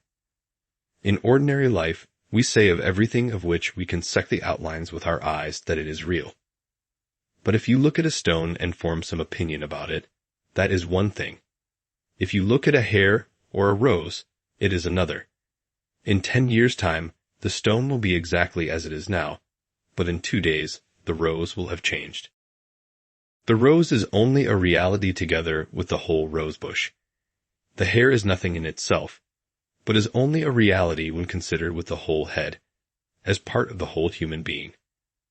Now, if you go out into the fields and pull up plants, it is as though you had torn out the hair of the earth. For the plants belong to the earth just in the same way as the hair belongs to the organism of the human being. And it is nonsense to examine a hair by itself as though it could suddenly grow anywhere of its own accord. It is just as foolish to take a botanical tin and bring home plants to be examined by themselves. This has no relation to reality, and such a method cannot lead one to a right knowledge of nature or of the human being.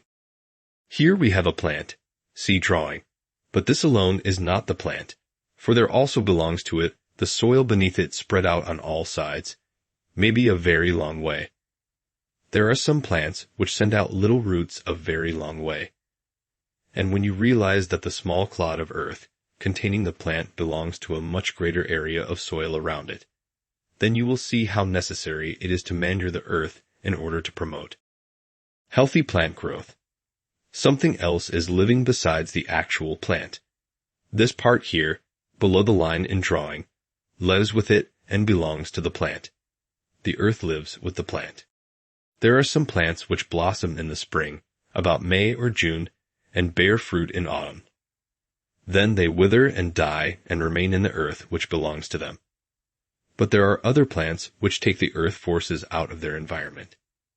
If this is the earth, then the root takes into itself the forces which are around it, and because it has done so these forces shoot upwards and a tree is formed.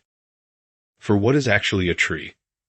A tree is a colony of many plants, and it does not matter whether you are considering a hill which has less life in itself, but which has many plants growing on it, or a tree trunk where the living earth itself has as it were withdrawn into the tree. Under no circumstances can you understand any plant properly if you examine it by itself. If you go, preferably on foot, into a district in which there are definite geological formations, let us say red sand, and look at the plants there, you will find that most of them have reddish-yellow flowers. The flowers belong to the soil. Soil and plant make up a unity, just as your head and your hair also make a unity. Therefore, you must not teach geography and geology by themselves, and then botany separately. That would be absurd. Geography must be taught together with a description of the country and observation of the plants, for the earth is an organism, and the plants are like the hair of this organism. The child must be able to see that the earth and the plants belong together, and that each portion of soil bears those plants which belong to it. Thus, the only right way is to speak of the plants in connection with the earth, and to give the child a clear feeling that the earth is a living being that has hair growing on it. The plants are the hair of the earth. People speak of the earth as having the force of gravity. This is spoken of as belonging to the earth. But the plants with their force of growth belong to the earth just as much. The earth and the plants are no more separate entities than a man and his hair would be. They belong together just as the hair on the head belongs to the man. If you show a child plants out of a botanical tin and tell him their names, you will be teaching something which is quite unreal. This will have consequences for his whole life, for this kind of plant knowledge will never give him an understanding, for example, of how the soil must be treated, and of how it must be manured, made living by the manure that is put into it. The child can only gain an understanding of how to cultivate the land if he knows how the soil is really part of the plant. The men of our time have less and less conception of reality, the so-called practical people least of all, for they are really all theoretical, as I showed you in our first lecture, and it is just because men have no longer any idea of reality that they look at everything in a disintegrated, isolated way. Thus it has come about that in many districts during the last 50 or 60 years all agricultural products have become decadent. Not long ago, there was a conference on agriculture in Central Europe, on which occasion the agriculturists themselves admitted that crops are now becoming so poor that there is no hope of their being suitable for human consumption in 50 years' time. Why is this so? It is because people do not understand how to make the soil living by means of manure. It is impossible that they should understand it if they have been given conceptions of plants as being something in themselves apart from the earth. The plant is no more an object in itself than a hair is. For if this were so, you might expect it to grow just as well in a piece of wax or tallow as in the skin of the head. But it is only in the head that it will grow. In order to understand how the earth is really a part of plant life, you must find out what kind of soil each plant belongs to. The art of manuring can only be arrived at by considering earth and plant world as a unity, and by looking upon the earth as an organism and the plant as something that grows with this organism. Thus a child feels, from the very start, that he is standing on a living earth. This is of great significance for his whole life. For think what kind of conception people have today of the origin of geological strata. They think of it as one layer deposited upon another. But what you see as geological strata is only hardened plants, hardened living matter. It is not only coal that was formerly a plant, having its roots more in water than in the firm ground, and belonging completely to the earth, but also granite, gneiss, and so on, were originally of plant and animal nature. This too one can only understand by considering earth and plants as one whole. And in these things, it is not only a question of giving children knowledge, but of giving them also the right feelings about it. You only come to see that this is so when you consider such things from the point of view of spiritual science. You may have the best will in the world. You may say to yourself that the child must learn about everything, including plants, by examining them.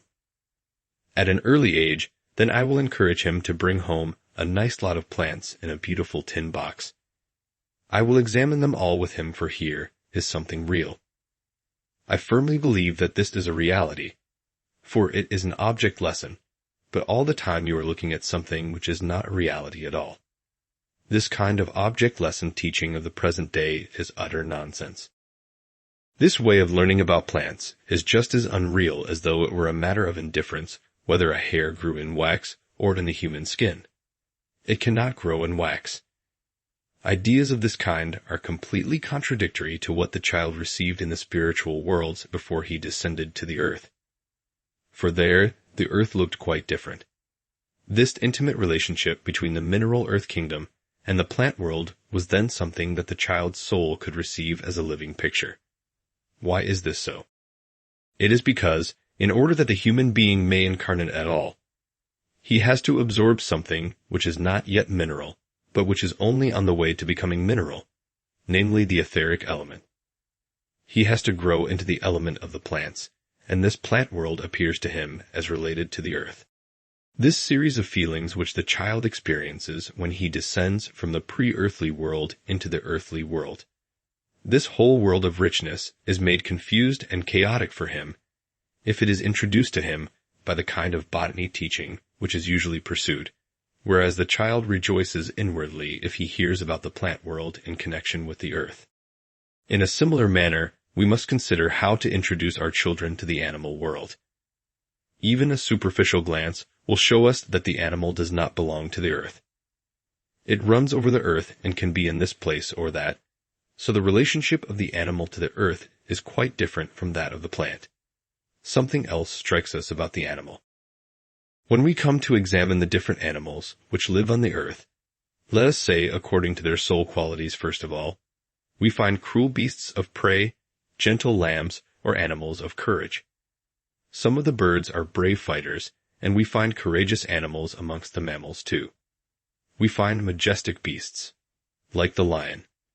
In fact, there is the greatest variety of soul qualities, and we characterize each single species of animal by saying that it has this or that quality. We call the tiger cruel, for cruelty is his most important and significant quality. We call the sheep patient. Patience is his most outstanding characteristic.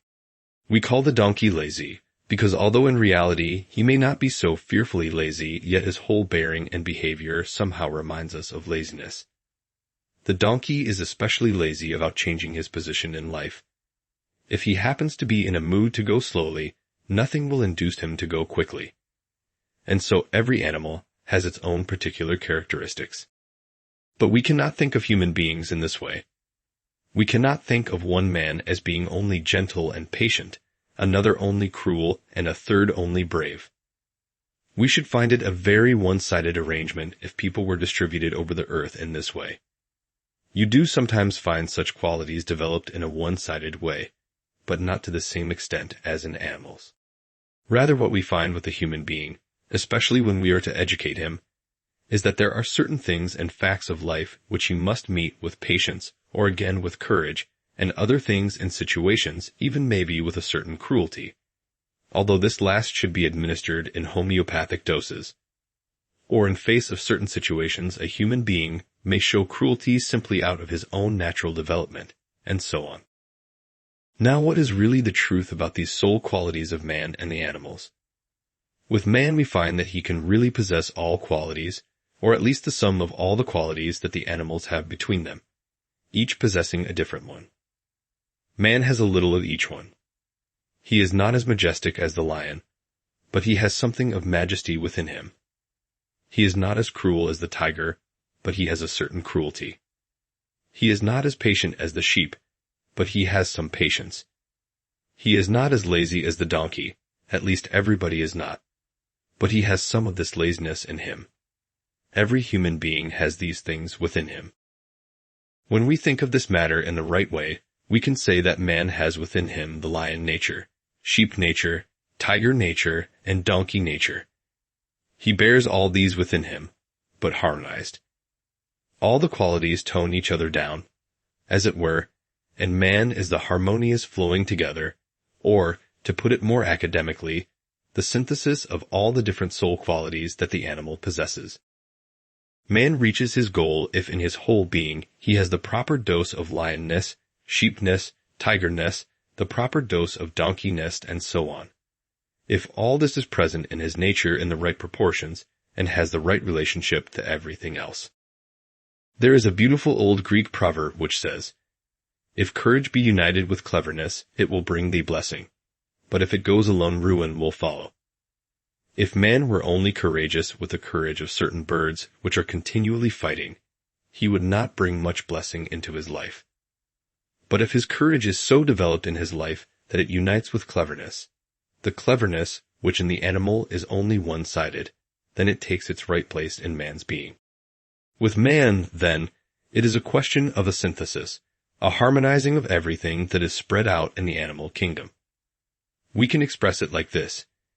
Here is one kind of animal. I am representing it diagrammatically. Here a second, a third, a fourth, and so on. All the possible kinds of animals on the earth. How are they related to man? The relationship is such that man has, let us say, something of this first kind of animal, see drawing, but modified, not in its entirety. Then comes another kind, but again, not the whole of it. This leads us to the next, and to yet another, so that man contains all the animals within him. The animal kingdom is a man spread out, and man is the animal kingdom drawn together. All the animals are united synthetically in man, and if you analyze a human being, you get the whole animal kingdom. This is also the case with the external human form. Imagine a human face and cut away part of it here, see drawing, and pull another part forwards here, so that this latter part is not harmonized with the whole face, while the forehead recedes. Then you get a dog's head. If you form the head in a somewhat different way, you get a lion's head, and so on. And so with all his other organs you can find that man, even in his external figure, has what is distributed amongst the animals in a modified harmonized form. Think for instance of a waddling duck. You have a relic of this waddling part between your fingers, only shrunken. Thus everything which is to be found in the animal kingdom, even in external form, is present also in the human kingdom. Indeed, this is the way man can find his relationship to the animal kingdom, by coming to know that the animals, taken all together, make up man. Man exists on earth, 1,800 millions of him, of greater or less value, but he exists again as a giant human being. The whole animal kingdom is a giant human being, not brought together in a synthesis, but analyzed out into single examples. It is as though you were made of elastic, which could be pulled out in varying degrees in different directions. If you were thus stretched out in one direction more than in others, one kind of animal would be formed. Or again, if the upper part of your face were to be pushed up and stretched out, if it were sufficiently elastic, then another animal would arise. Thus man bears the whole animal kingdom within him. This is how the history of the animal kingdom used to be taught in olden times. This was a right and healthy knowledge, which has now been lost, though only comparatively recently. In the 18th century, for instance, people still knew quite well that if the olfactory nerve of the nose were sufficiently large and extended backwards, then you would have a dog. But if the olfactory nerve is shriveled up and only a small portion remains, the rest of it being metamorphosed, then there arises the nerve that we need for our intellectual life. For observe how a dog smells. The olfactory nerve is extended backwards from the nose. A dog smells the special peculiarity of each thing. He does not make a mental picture of it, but everything comes to him through smell. He has not will and imagination, but he has will and a sense of smell for everything. A wonderful sense of smell. A dog does not find the world less interesting than a man does. A man can make mental images of it all. A dog can smell it all. We experience various smells, do we not, both pleasant and unpleasant, but a dog has many kinds of smell. Just think how a dog specializes in his sense of smell. Nowadays, we have police dogs. They are led to the place where someone has pilfered something. The dog immediately takes up the scent of the man, follows it, and finds him. All this is due to the fact that there is really an immense variety, a whole world of scents for a dog. The bearer of these scents is the olfactory nerve that passes backwards into the head, into the skull. If we were to draw the olfactory nerve of a dog, which passes through his nose, we should have to draw it going backwards. In man, only a little piece at the bottom of it has remained. The rest of it is present in a morphosed form and lies here below the forehead. It is a metamorphosed, transformed olfactory nerve, and with this organ we form our mental images. For this reason, we cannot smell like a dog, but we can make mental pictures. We bear within us the dog with his sense of smell. Only this latter has been transformed into something else. And so it is with all animals. We must get this clear in our minds. Now, a German philosopher called Schopenhauer wrote a book called The World as Will and Idea. But this book is only intended for human beings. If a dog of genius had written it, he would have called it The World as Will and Smell, and I am convinced that this book would have been much more interesting than Schopenhauer's. You must look at the various forms of the animals and describe them, not as though each animal existed in an isolated way, but so that you always arouse in the children the thought. This is a picture of man. If you think of a man altered in one direction or another, simplified or combined, then you have an animal. If you take a lower animal, for example, a tortoise, and put it on the top of a kangaroo, then you have something like a hardened head on the top, for that is the tortoise form, and the kangaroo below stands for the limbs of the human being. And so everywhere in the wide world you can find some connection between man and the different animals. You are laughing now about these things. That does not matter at all. It's just quite good to laugh about them in the lessons also, for there is nothing better you can bring into the classroom than humor, and it is good for the children to laugh too, for if they always see the teacher come in with a terribly long face, they will be tempted to make long faces themselves, and to imagine that that is what one has to do when one sits at a desk in a classroom. But if humor is brought in, and you can make the children laugh, this is the very best method of teaching. Teachers who are always solemn will never achieve anything with the children. So here you have the principle of the animal kingdom, as I wish to put it before you. We can speak of the details later if we have time. But from this you will see that you can teach about the animal kingdom by considering it as a human being spread out into all the animal forms. This will give the child a very beautiful and delicate feeling. For as I have pointed out to you, the child comes to know of the plant world as belonging to the earth, and the animals as belonging to himself. The child grows with all the kingdoms of the earth. He no longer merely stands on the dead ground of the earth, but he stands on the living ground, for he feels the earth as something living. He gradually comes to think of himself standing on the earth as though he were standing on some great living creature, like a whale. This is the right feeling. This alone can lead him to a really human feeling of the whole world. So with regard to the animal, the child comes to feel that all animals are related to man, but that man has something that reaches out beyond them all, for he unites all the animals in himself. And all this idle talk of the scientist about man descending from an animal will be laughed at by people who have been educated in this way, for they will know that man unites within himself the whole animal kingdom. He is a synthesis of all the single members of it. As I have said, between the 9th and 10th year, the human being comes to the point of discriminating between himself as subject and the outer world as object. He makes a distinction between himself and the world around him. Up to this time, one could only tell fairy stories and legends in which the stones and plants speak and act like human beings, for the child did not yet differentiate between himself and his environment. But now when he does thus differentiate, we must bring him into touch with his environment on a higher level. We must speak of the earth on which we stand in such a way that he cannot but feel how earth and plant belong together as a matter of course. Then, as I have shown you, the child will also get practical ideas for agriculture. He will know that the farmer manures the ground because he needs a certain life in it for one particular species of plant. The child will not then take a plant out of a botanical tin and examine it by itself, nor will he examine animals in an isolated way, but he will think of the whole animal kingdom as the great analysis of a human being spread out over the whole earth. Thus he, a human being, comes to know himself as he stands on the earth, and how the animals stand in relationship to him.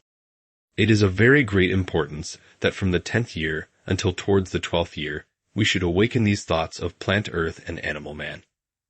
Thereby the child takes his place in the world in a very definite way, with his whole life of soul, body, and spirit.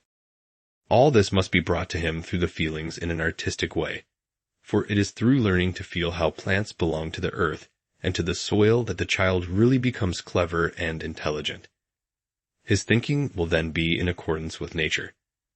Through our efforts to show the child how he is related to the animal world, he will see how the force of will, which is in all animals, lives again in man, but differentiated in individualized forms suited to man's nature.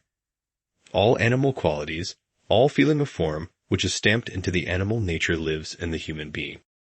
Human will receives its impulses in this way, and man himself thereby takes his place rightly in the world according to his own nature. Why is it that people go about in the world today as though they had lost their roots? Anyone can see that people do not walk properly nowadays. They do not step properly but drag their legs after them.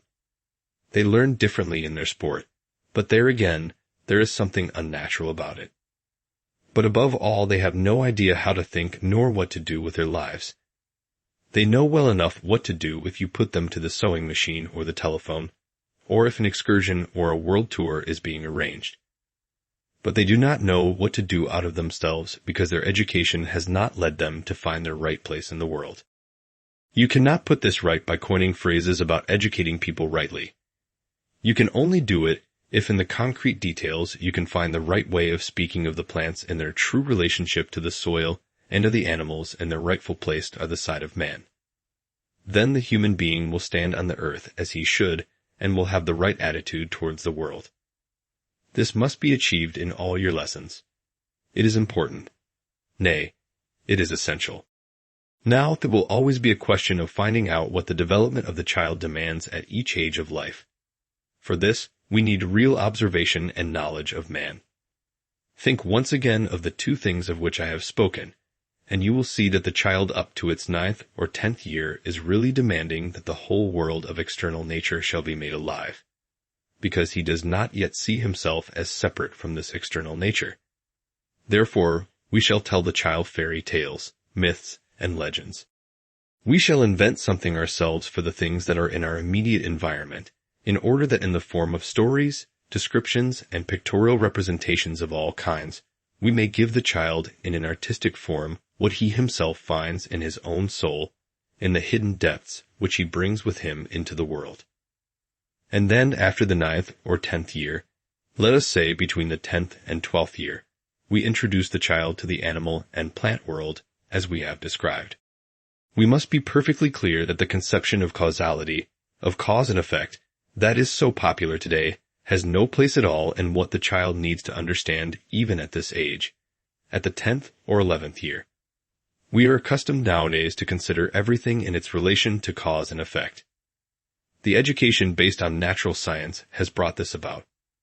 But to talk to children under 11 or 12 about cause and effect, as is the practice in the everyday life of today, is like talking about colors to someone who is color blind.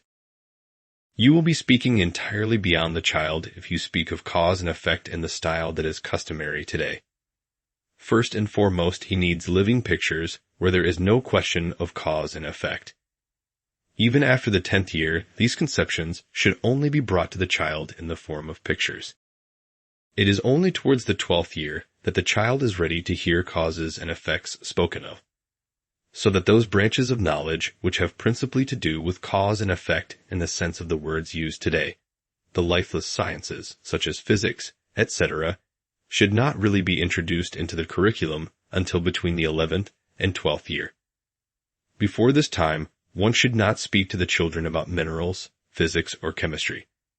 None of these things is suitable for him before this age. Now with regard to history, up to the 12th year, the child should be given pictures of single personalities and well-drawn graphic accounts of events that make history come alive for him, not a historical review where what follows is always shown to be the effect of what has gone before, the pragmatic method of regarding history, of which humanity has become so proud. This pragmatic method of seeking causes and effects in history is no more comprehensible to the child than colors to the color blind. And moreover, one gets a completely wrong conception of life as it runs its course if one is taught everything according to the idea of cause and effect. I should like to make this clear to you in a picture. Imagine a river flowing along like this, see drawing. It has waves. But it would not always be a true picture if you make the wave, C, come out of the wave, B, and this again out of the wave, A. That is, if you say that C is the effect of B and B of A, There are in fact all kinds of forces at work below, which throw these waves up. So it is in history. What happens in 1910 is not always the effect of what happened in 1909, and so on. But quite early on the child ought to have a feeling for the things that work in evolution out of the depths of the course of time, a feeling of what throws the waves up, as it were. But he can only get that feeling if you postpone the teaching of cause and effect until later on, towards the 12th year, and up to this time, give him only pictures. Here again, this makes demands on the teacher's fantasy. But he must be equal to these demands, and he will be so if he has acquired a knowledge of man for himself. This is the one thing needful. You must teach and educate out of the very nature of man himself. Arid for this reason education for moral life must run parallel to the actual teaching which I have been describing to you. So now in conclusion, I should like to add a few remarks on this subject, for here too, we must read from the nature of the child how he should be treated. If you give a child of 7 a conception of cause and effect, you are working against the development of his human nature, and punishments also are often opposed to the real development of the child's nature. In the Waldorf school, we have had some very gratifying experiences of this. What is the usual method of punishment in schools? If a child has done something badly, he has to stay in and do some arithmetic, for instance. Now in the Waldorf school, we once had rather a strange experience. 3 or 4 children were told that they had done their work badly and must therefore stay in and do some sums. Whereupon the others said, "But we want to stay and do sums too." For they had been brought up to think of arithmetic as something nice to do, not as something which is used as a punishment. You should not arouse in the children the idea that staying in to do sums is something bad, but that it is a good thing to do. That is why the whole class wanted to stay and do sums. So that you must not choose punishments that cannot be regarded as such if the child is to be educated in a healthy way in his soul life. To take another example, Dr. Steiner, a teacher at the Waldorf school, often thought of very good educational methods on the spur of the moment.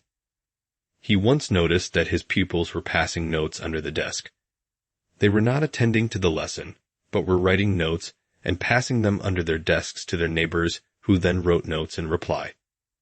Now Dr. Steiner did not scold them for writing notes and say, "I shall have to punish you," or something of that sort, but quite suddenly he began to speak about the postal system and give them a lecture on it. At first the children were quite mystified as to why they were suddenly being given a lesson on the postal system, but then they realized why it was being done. This subtle method of changing the subject made the children feel ashamed. They began to feel ashamed of themselves and stopped writing notes simply on account of the thoughts about the postal system which the teacher had woven into the lesson. Thus, to take charge of a class, it is necessary to have an inventive talent. Instead of simply following stereotyped traditional methods, you must actually be able to enter into the whole being of the child, and you must know that in certain cases improvement, which is really what we are aiming at in punishment, is much more likely to ensue if the children are brought to a sense of shame in this way without drawing special attention to it or to any one child. This is far more effective than employing some crude kind of punishment. If the teacher follows such methods as these, he will stand before the children active in spirit, and much will be balanced out in the class which would otherwise be in disorder. The first essential for a teacher is self-knowledge. If, for instance, the child makes blots on his book or on his desk because he has got impatient or angry with something his neighbor has done, then the teacher must never shout at the child for making blots and say, "You mustn't get angry." Getting angry is a thing that a good man never does. A man should never get angry, but should bear everything calmly. If I see you getting angry once more, why then I shall throw the inkpot at your head. If you educate like this, which is very often done, you will accomplish very little. The teacher must always keep himself in hand, and above all, must never fall into the faults which he is blaming his children for. But here you must know how the unconscious part of the child's nature works.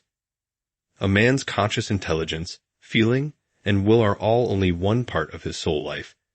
In the depths of human nature, even in the child, Their holds sway the astral body with its wonderful prudence and wisdom.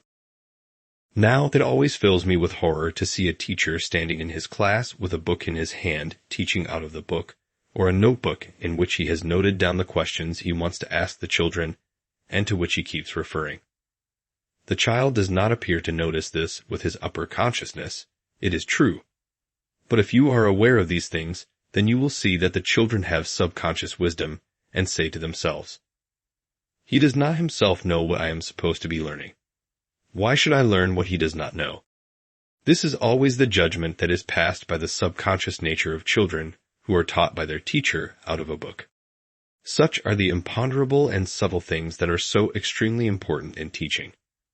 For as soon as the subconscious of the child, his astral nature, notices that the teacher himself does not know something he has to teach, but has to look it up in a book first, then the child considers it unnecessary that he should learn it either.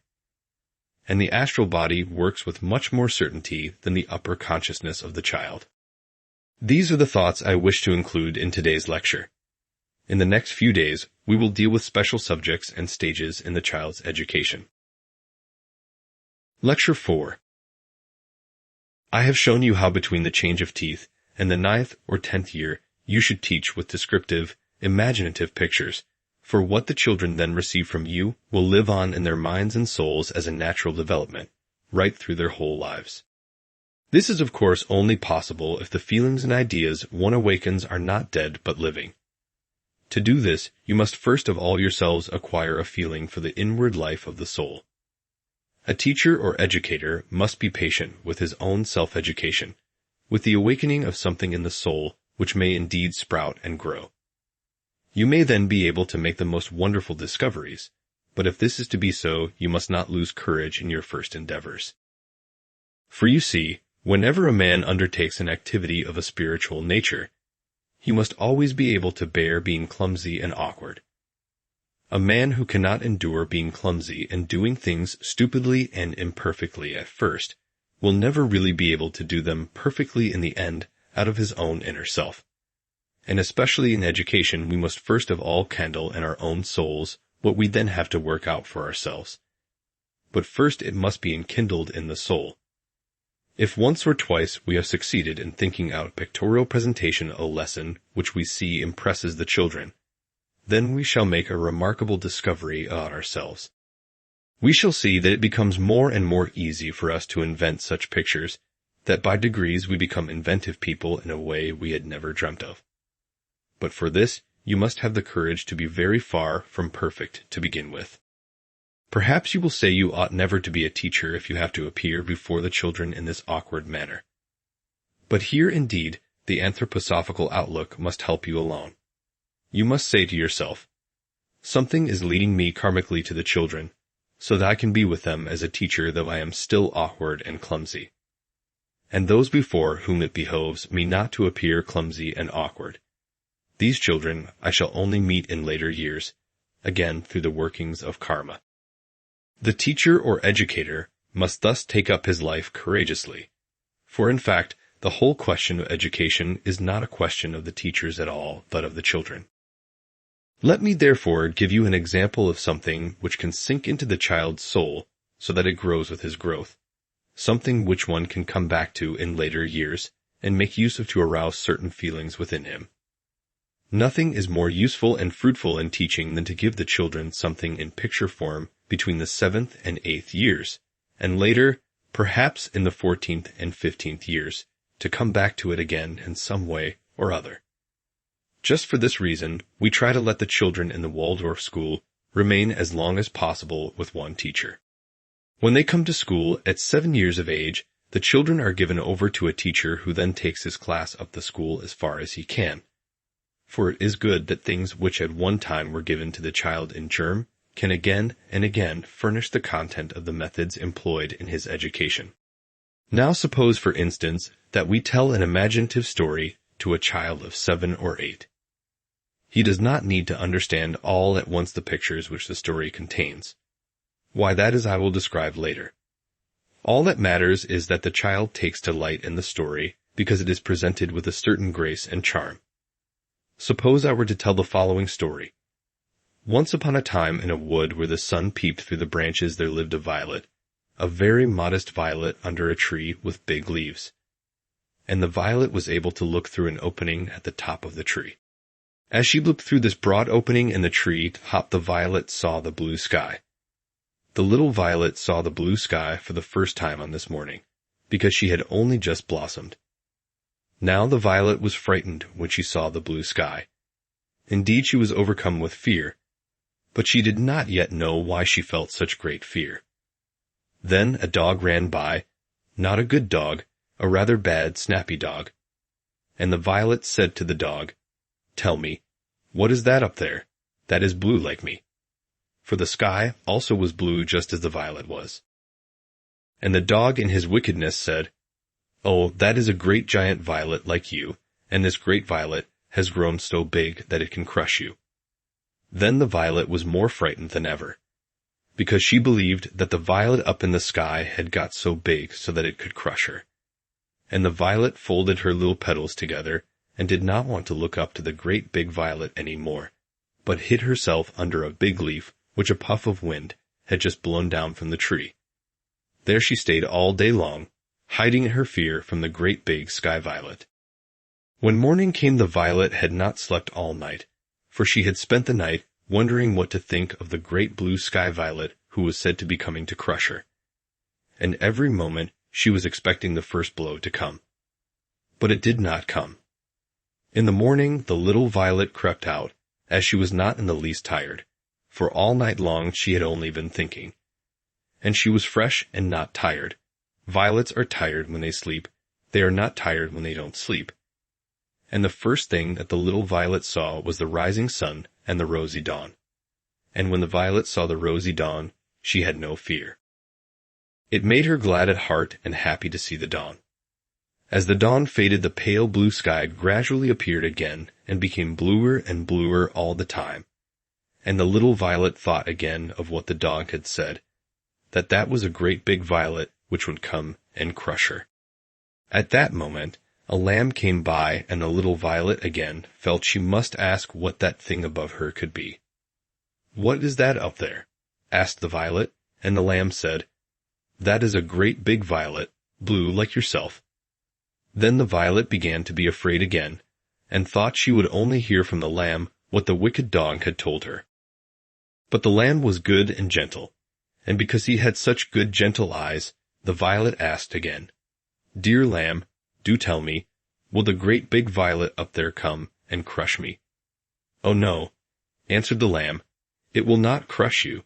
That is a great big violet, and his love is much greater than your own love, even as he is much more blue than you are in your little blue form." And the violet understood at once that there was a great big violet who would not crush her, but who was so blue in order that he might have more love, and that the big violet would protect the little violet from everything in the world which might hurt her. Then the little violet felt so happy, because what she saw as blue in the great sky violet appeared to her as divine love, which was streaming towards her from all sides. And the little violet looked up all the time, as if she wished to pray to the God of the violets. Now, if you tell the children a story of this kind, they will most certainly listen, for they always listen to such things. But you must tell it in the right mood, so that when the children have heard the story, they somehow feel the need to live with it and turn it over inwardly in their souls. This is very important, and it all depends on whether the teacher is able to keep discipline in the class through his own feeling. That is why, when we speak of such things as I have just mentioned, we must also consider this question of keeping discipline.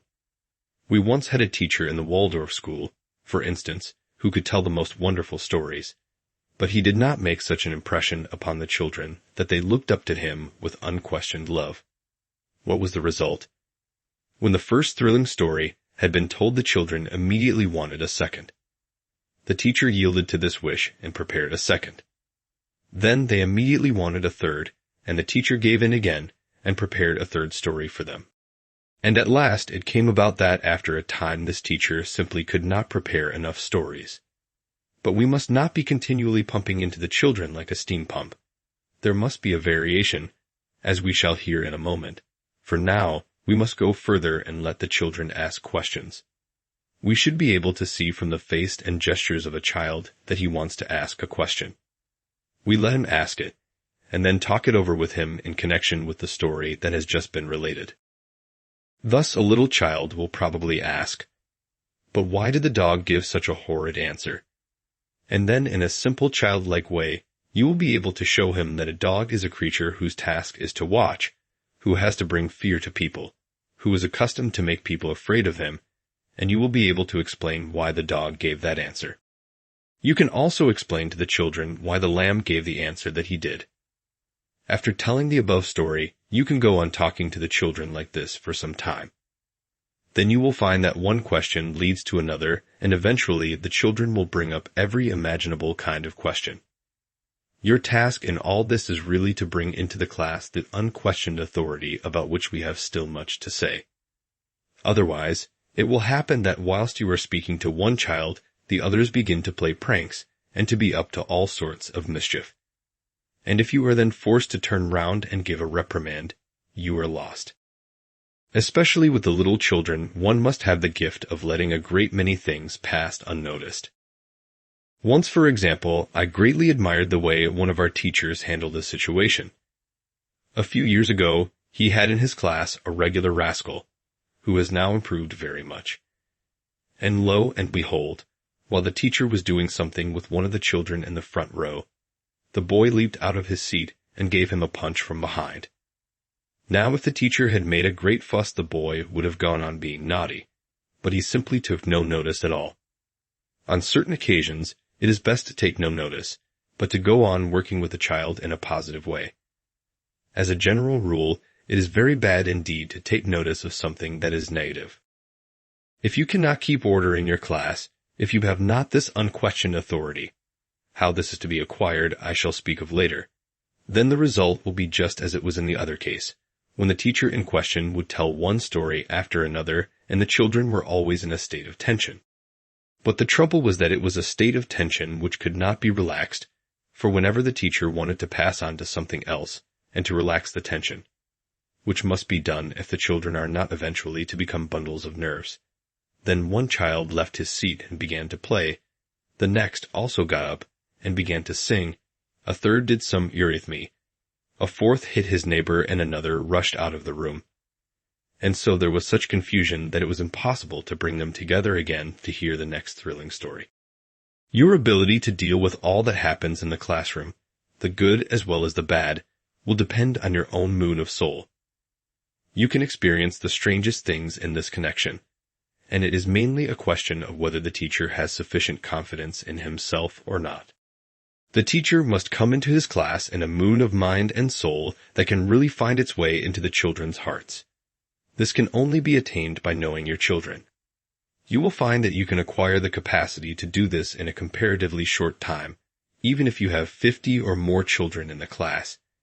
You can get to know them all and come to have a picture of them in your mind. You will know the temperament of each one, his special gifts, his outward appearance, and so on. In our teachers' meetings, which are the heart of the whole school life, the single individualities of the children are carefully discussed, and what the teachers themselves learn from their meetings, week by week, is derived first and foremost from this consideration of the children's individualities. This is the way in which the teachers may perfect themselves. The child presents a whole series of riddles, and out of the solving of these riddles there will grow the feelings which one must carry with one into the class.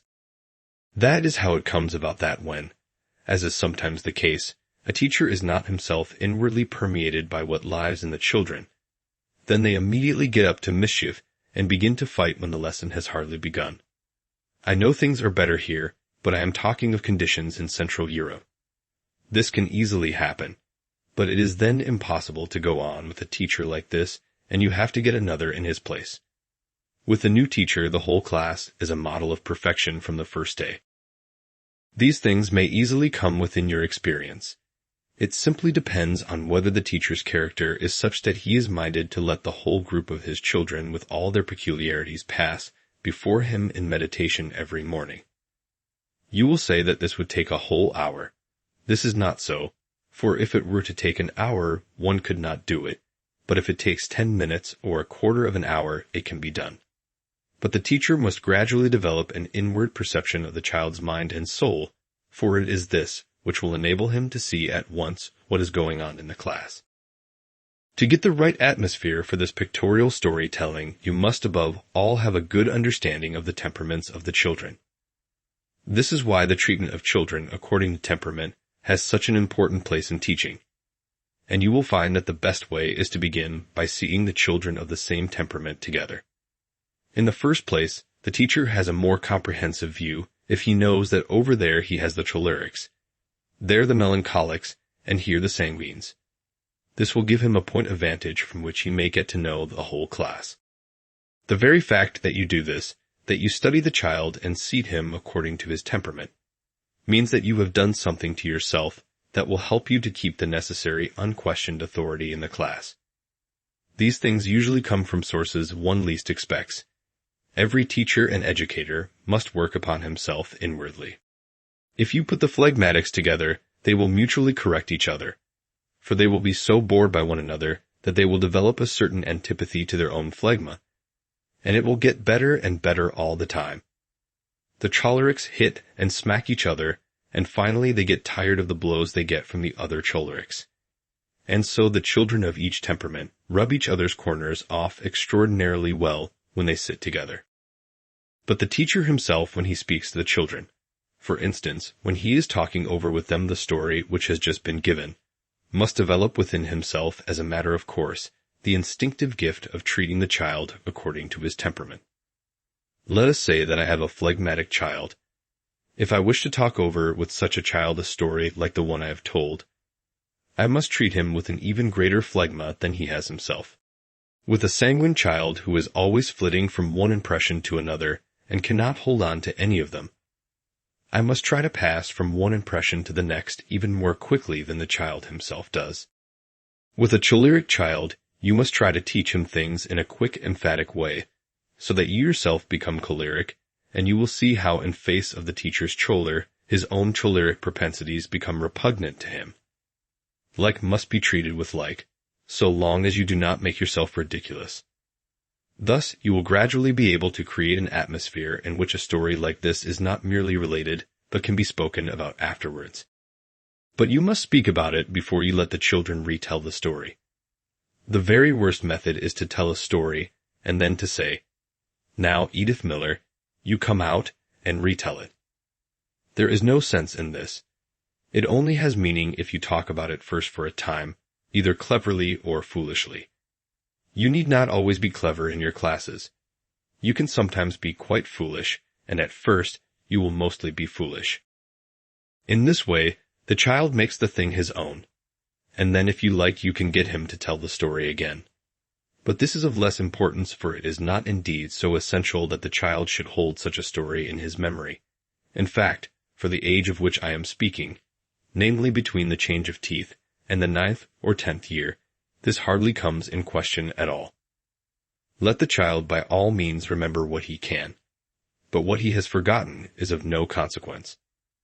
The training of memory can be accomplished in subjects other than storytelling, as I shall have to show. But now let us consider the following question. Why did I choose a story with this particular content? It was because the thought pictures which are given in this story can grow with the child. You have all kinds of things in the story which you can come back to later. The violet is afraid because she sees the great big violet above her in the sky.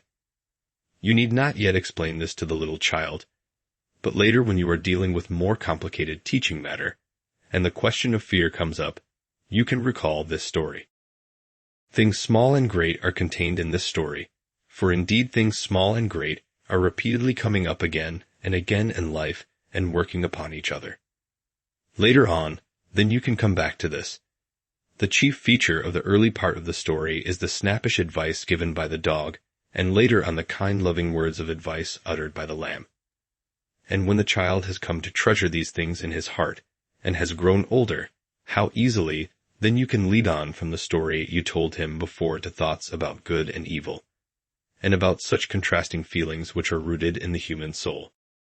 And even with a much older pupil, you can go back to this simple child's story. You can make it clear to him that we are often afraid of things simply because we misunderstand them and because they have been presented to us wrongly. This cleavage in the feeling life, which may be spoken of later in connection with this or that lesson, can be demonstrated in the most wonderful way if you come back to this story in the later school years. In the religion lessons too, which will only come later on, how well this story can be used to show how the child develops religious feelings through what is great. For the great is the protector of the small, and one must develop true religious feeling by finding in oneself those elements of greatness which have a protective impulse. The little violet is a little blue being. The sky is a great blue being, and therefore the sky is the great blue god of the violet. This can be made use of at various different stages in the religion lessons. What a beautiful analogy one can draw later on by showing how the human heart itself is of God. One can then say to the child, "Look, this great sky violet, the god of the violets, is all blue and stretches out in all directions. Now think of a little bit cut out of it. That is the little violet. So God is as great as the world ocean. Your soul is a drop in this ocean of God. But as the water of the sea, when it forms a drop, is the same water as the great sea, so your soul is the same as the great God is, only it is one little drop of it." If you find the right pictures, you can work with the child in this way all through his early years, for you can come back to these pictures again when the child is more mature. But the teacher himself must find pleasure in this picture-making. And you will see that when, by your own powers of invention, you have worked out a dozen of these stories, then you simply cannot escape them. They come rushing in upon you wherever you may be. For the human soul is like an inexhaustible spring that can pour out its treasures unceasingly as soon as the first impulse has been called forth. But people are so indolent that they will not make the initial effort to bring forth what is there in their souls. We will now consider another branch of this pictorial method of education. What we must bear in mind is that with the very little child the intellect, that in the adult has its own independent life, must not yet really be cultivated, but all thinking should be developed in a pictorial and imaginative way. Now, even with children of about 8 years of age, you can quite well do exercises of the following kind. It does not matter if they are clumsy at first. For instance, you draw this figure for the child, see drawing A, and you must try in all kinds of ways to get him to feel in himself that this is not complete, that something is lacking. How you do this will, of course, depend on the individuality of the child. You will, for instance, say to Hi, "Look, this goes down to here, left half. But this only comes down to here, right half, incomplete. But this doesn't look nice, coming right down to here, and the other side, only so far." Thus, you will gradually get the child to complete this figure. He will really get the feeling that the figure is not finished, and must be completed. He will finally add this line to the figure. I will draw it in red. The child could, of course, do it equally well in white, but I am simply indicating in another color what has to be added. At first, he will be extremely clumsy, but gradually through balancing out the forms, he will develop in himself observation, which is permeated with thought, and thinking which is permeated with imaginative observation. His thinking will all be imagery. And when I have succeeded in getting a few children in the class to complete things in this simple way, I can then go further with them. I shall draw some such figure as the following. See drawing B left. And after making the child feel that this complicated figure is unfinished, I shall induce him to put in what will make it complete, right hand part of drawing. In this way, I shall arouse in him a feeling for form which will help him to experience symmetry and harmony. This can be continued still further. I can, for instance, awaken in the child a feeling for the inner laws governing this figure. See drawing C. He will see that in one place the lines come together, and in another they separate. This closing together and separating again is something that I can easily bring to a child's experience. Then I pass over to the next figure. See drawing D. I make the curved lines straight, with angles, and the child then has to make the inner line correspond. It will be a difficult task with children of 8, but, especially at this age, it is a wonderful achievement if one can get them to do this with all sorts of figures, even if one has shown it to them beforehand. You should get the children to work out the inner lines for themselves. They must bear the same character as the ones in the previous figure, but consist only of straight lines and angles. This is the way to inculcate in the child a real feeling for form, harmony, symmetry, correspondence of lines, and so on. And from this you can pass over to a conception of how an object is reflected. If this, let us say, is the surface of the water, see drawing A, and here is some object, you must arouse in the child's mind a picture of how it will be in the reflection. In this manner, you can lead the children to perceive other examples of harmony to be found in the world. You can also help the child himself to become skillful and mobile in this pictorial imaginative thinking by saying to him, touch your right eye with your left hand. Touch your right eye with your right hand. Touch your left eye with your right hand. Touch your left shoulder with your right hand from behind. Touch your right shoulder with your left hand. Touch your left ear with your right hand. Touch your left ear with your left hand. Touch the big toe of your right foot with your right hand, and so on. You can thus make the child do all kinds of curious exercises. For example, describe a circle with your right hand round the left. Describe a circle with your left hand round the right. Describe two circles cutting each other with both hands. Describe two circles with one hand in one direction and with the other hand in the other direction. Do it faster and faster. Now move the middle finger of your right hand very quickly. Describe a circle with your right hand round the left. Describe a circle with your left hand round the right. Describe two circles cutting each other with both hands. Describe two circles with one hand in one direction and with the other hand in the other direction. Do it faster and faster. Now move the middle finger of your right hand very quickly. Now the thumb, now the little finger. So the child can learn to do all kinds of exercises in a quick, alert manner. What is the result? If he does these exercises when he is about 8 years old, they will teach him how to think for his whole life. Learning to think directly through the head is not the kind of thinking that will last him his life. He will become thought-tired later on. But if, on the other hand, he has to do actions with his own body which need great alertness in carrying out, and which need to be thought over first, then later on he will be wise and prudent in the affairs of his life, and there will be a noticeable connection between the wisdom of such a man in his 35th or 36th year and the exercises he did as a child of 6 or 7. Thus it is that the different epochs of life are connected with each other. It is out of such a knowledge of man that one must try to work out what one has to bring into one's teaching. Similarly, one can achieve certain harmonies in color. Suppose we do an exercise with the child by first of all painting something in red asterisk see drawing A. Now we show him, by arousing his feeling for it, that next to this red surface, a green surface would be very harmonious. This, of course, must be carried out with paints. Then it is easier to see. Now you can try to explain to the child that you are going to reverse the process. I am going to put the green in here inside, see drawing B. What will you put round it? Then he will put red round it. By doing such things you will gradually lead to a feeling for the harmony of colors. The child comes to see that first I have a red surface here in the middle and green round it, see former drawing. But if the red becomes green, then the green must become red. It is of enormous importance just at this age, towards the 8th year, to let this correspondence of color and form work upon the children.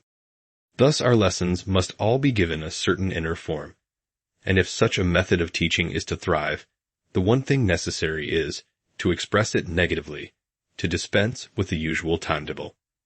In the Waldorf school, we have so-called period teaching, and not a fixed timetable.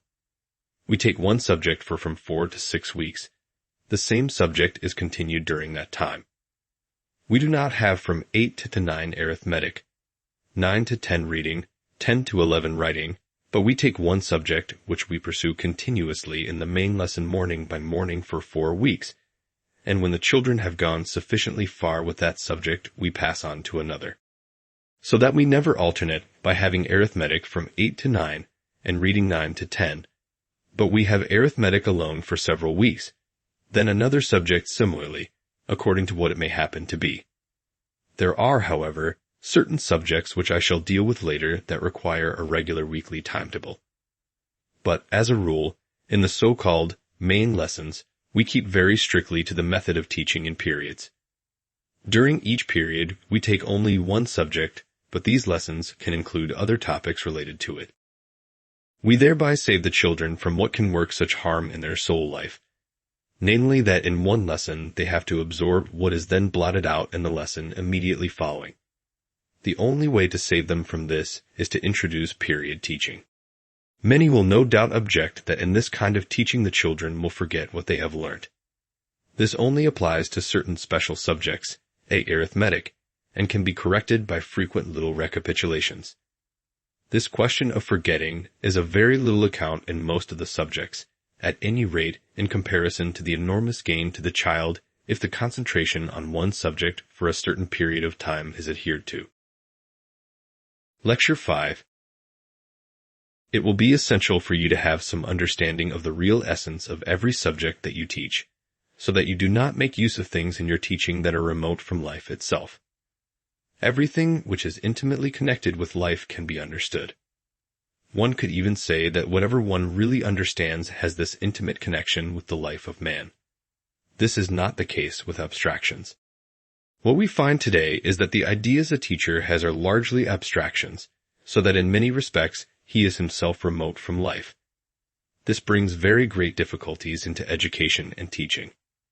Just consider the following. Imagine that you want to think over how you first came to count things and what really happens when you count. You will probably find that the thread of your recollections breaks somewhere, and that you did once learn to count, but actually you do not really know what you do when you count.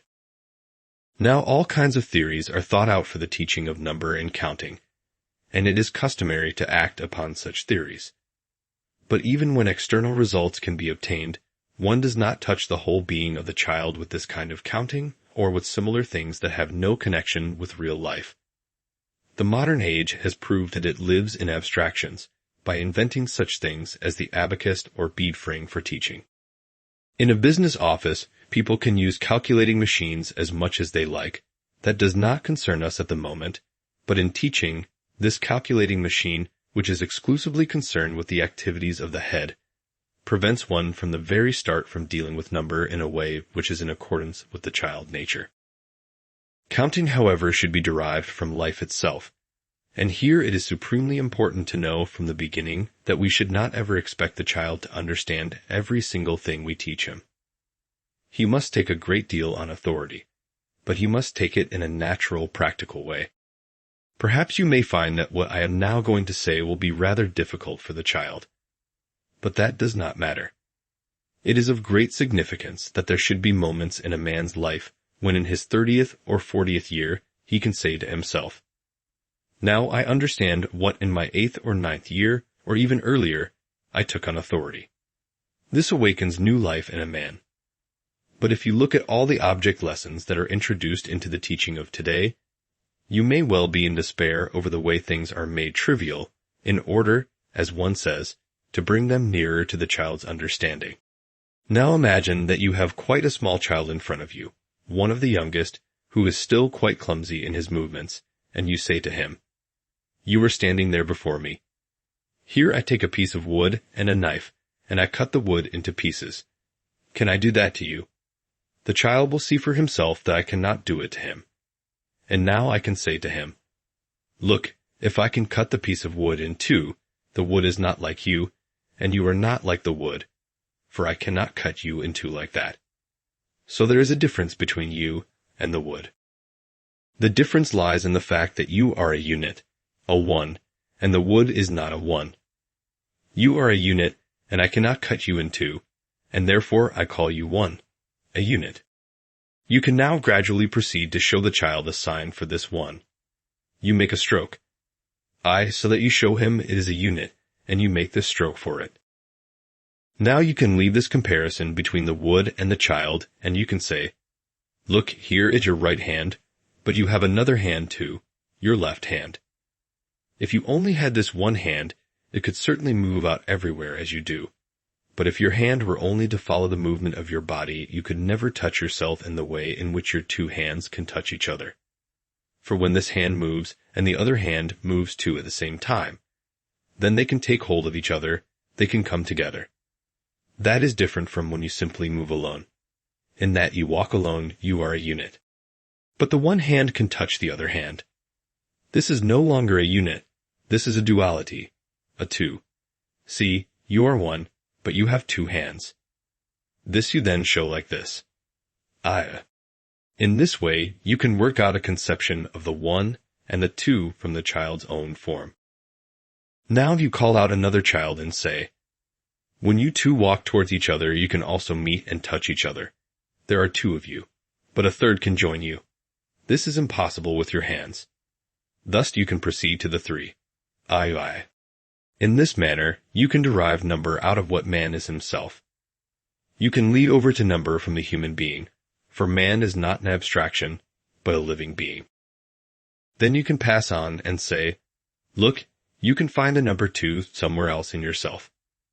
The child will think finally of his two legs and feet. Now you say, you have seen your neighbor's dog, haven't you? Does he only go on 2 feet also? Then he will come to realize that the 4 strokes I are a picture of the neighbor's dog propped up on 4 legs, and thus he will gradually learn to build up number out of life. The teacher must have his eyes open wherever he goes and look at everything with understanding. Now we naturally begin to write numbers with the Roman figures, because these of course will be immediately understood by the child, and when you have got to the 4, you will easily be able, with the hand, to pass over to 5. You will soon see that if you keep back your thumb, you can use this 4 as the dog does. I. Now you add the thumb and make 5. I was once with a teacher who had got up to this point, in explaining the Roman figures, and could not see why it occurred to the Romans not to make 5 strokes next to one another, but to make this sign V for the 5. He got on quite well up to I. Then I said, now let us do it like this. Let us spread out our fingers and our thumb so that they go in 2 groups, and there we have it. V. Here we have the whole hand in the Roman 5, and this is how it actually originated. The whole hand is there within it. In a short lecture course of this kind, it is only possible to explain the general principle, but in this way we can derive the idea of number from real life, and only when number has thus been worked out straight from life should you try to introduce counting by letting the numbers follow each other. But the children should take an active part in it. Before you come to the point of saying, now tell me the numbers in order 1, 2, 3, 4, 5, 6, 7, 8, 9, and so on. You should start with a rhythm. Let us say we are going from 1 to 2, then it will be 1, 2, 1, 2, 1, 2. Let the child stamp on 2, and then on to 3 also in rhythm. 1, 2, 3, 1, 2, 3. In this way, we bring rhythm into this series of numbers, and thereby too we foster the child's faculty of comprehending the thing as a whole. This is the natural way of teaching the children numbers, out of the reality of what numbers are. For people generally think that numbers were thought out by adding one to the other. This is quite untrue, for the head does not do the counting at all. In ordinary life, people have no idea what peculiar organ this human head really is, and how useless for our earthly life. It is there for beauty's sake, it is true, because our faces please each other. It has many other virtues too, but as far as spiritual activities are concerned, it is really not nearly so much in evidence, for the spiritual qualities of the head always lead back to man's former earth life. The head is a metamorphosis of the former life on earth, and the fact of having a head only begins to have a real meaning for man when he knows something of his former earth lives. All other activities come from somewhere else, not from the head at all. The truth is that we count subconsciously on our fingers. In reality, we count from 1 to 10 on our 10 fingers, then 11, adding the toes, 12, 13, 14. Counting on the toes. You cannot see what you are doing, but you go on up to 20. And what you do in this manner with your fingers and toes only throws its reflection into the head. The head only looks on at all that occurs. The headed man is really only an apparatus for reflecting what the body does. The body thinks, the body counts. The head is only a spectator. We can find a remarkable analogy for this human head. If you have a car and are sitting comfortably inside it, you are doing nothing yourself. It is the chauffeur in front who has to exert himself. You sit inside and are driven through the world. So it is with the head. It does not toil and moil. It simply sits on the top of your body and lets itself be carried quietly through the world as a spectator. All that is done in spiritual life is done from the body. Mathematics are done by the body. Thinking is also done by the body, and feeling too is done with the body. The bead frame has arisen from the mistaken idea that man reckons with his head. Sums are then taught to the child with the bead frame. That is to say, the child's head is made to work, and then the head passes on the work to the body. For it is the body which must do the reckoning. This fact, that the body must do the reckoning, is not taken into account, but is important. So it is right to let the child count with his fingers and also with his toes. For indeed, it is good to call forth the greatest possible skill in the children. In fact, there is nothing better in life than making the human being skillful in every way. This cannot be done through sport, for sport does not really make people skilled. What does make a man skilled is to give him a pencil, for instance, and let him hold it between his big toe and the next toe and learn to write with his foot, to write figures with his foot. This can be of real significance, for in truth man is permeated with soul and spirit in his whole body. The head is the traveler that sits back restfully inside and does nothing, whilst the body, every part of it, is the chauffeur who has to do everything. Thus, from the most varied sides, you must try to build up what the child has to learn as counting. And when you have worked in this way for a time, it is important to pass on and not merely take counting by adding one thing to another. Indeed, this is the least important aspect of counting, and you should now teach the child as follows. This is something which is 1. Now you divide it like this, and you have something which is 2. It is not 2 ONEs put together, but the 2 come out of the 1. And so on, 3 and 4. Thus you can awaken the thought that the 1 is really the comprehensive thing that contains within itself the 2, the 3, the 4, and if you learn to count in the way indicated in the diagram, 1, 2, 3, 4, and so on, then the child will have concepts that are living. He thereby comes to experience something of what it is to be inwardly permeated with the element of number. In bygone ages, our present conceptions of counting by placing one bean beside another or one bead beside another in the frame were quite unknown. In those days, it was said that the unit was the largest, every 2 is only the half of it, and so on. So you come to understand the nature of counting by actually looking at external objects. You should develop the child's thinking by means of external things which he can see, and keep him as far away as possible from abstract ideas. The children can then gradually learn the numbers up to a certain point. First, let us say, up to 20, then up to 100, and so on. If you proceed on these lines, you will be teaching the child to count in a living way. I should like to emphasize that this method of counting, real counting, should be presented to the child before he learns to do sums. The child ought to be familiar with this kind of counting before you go on to arithmetic. Arithmetic too must be approached out of life. The living thing is always a whole, and must be presented as a whole first of all. You are doing wrong to a child if you always make him put together a whole out of his parts, and do not teach him to look first at the whole and then divide this whole into its parts. Get him first to look at the whole, and then divide it and split it up. This is the right path to a living conception. Many things that the materialistic epoch has done with regard to the general culture of mankind pass unnoticed. Nowadays, no one is scandalized, but regards it rather as a matter of course to let children play with boxes of bricks, and build things out of the single blocks. This of itself leads them away from what is living.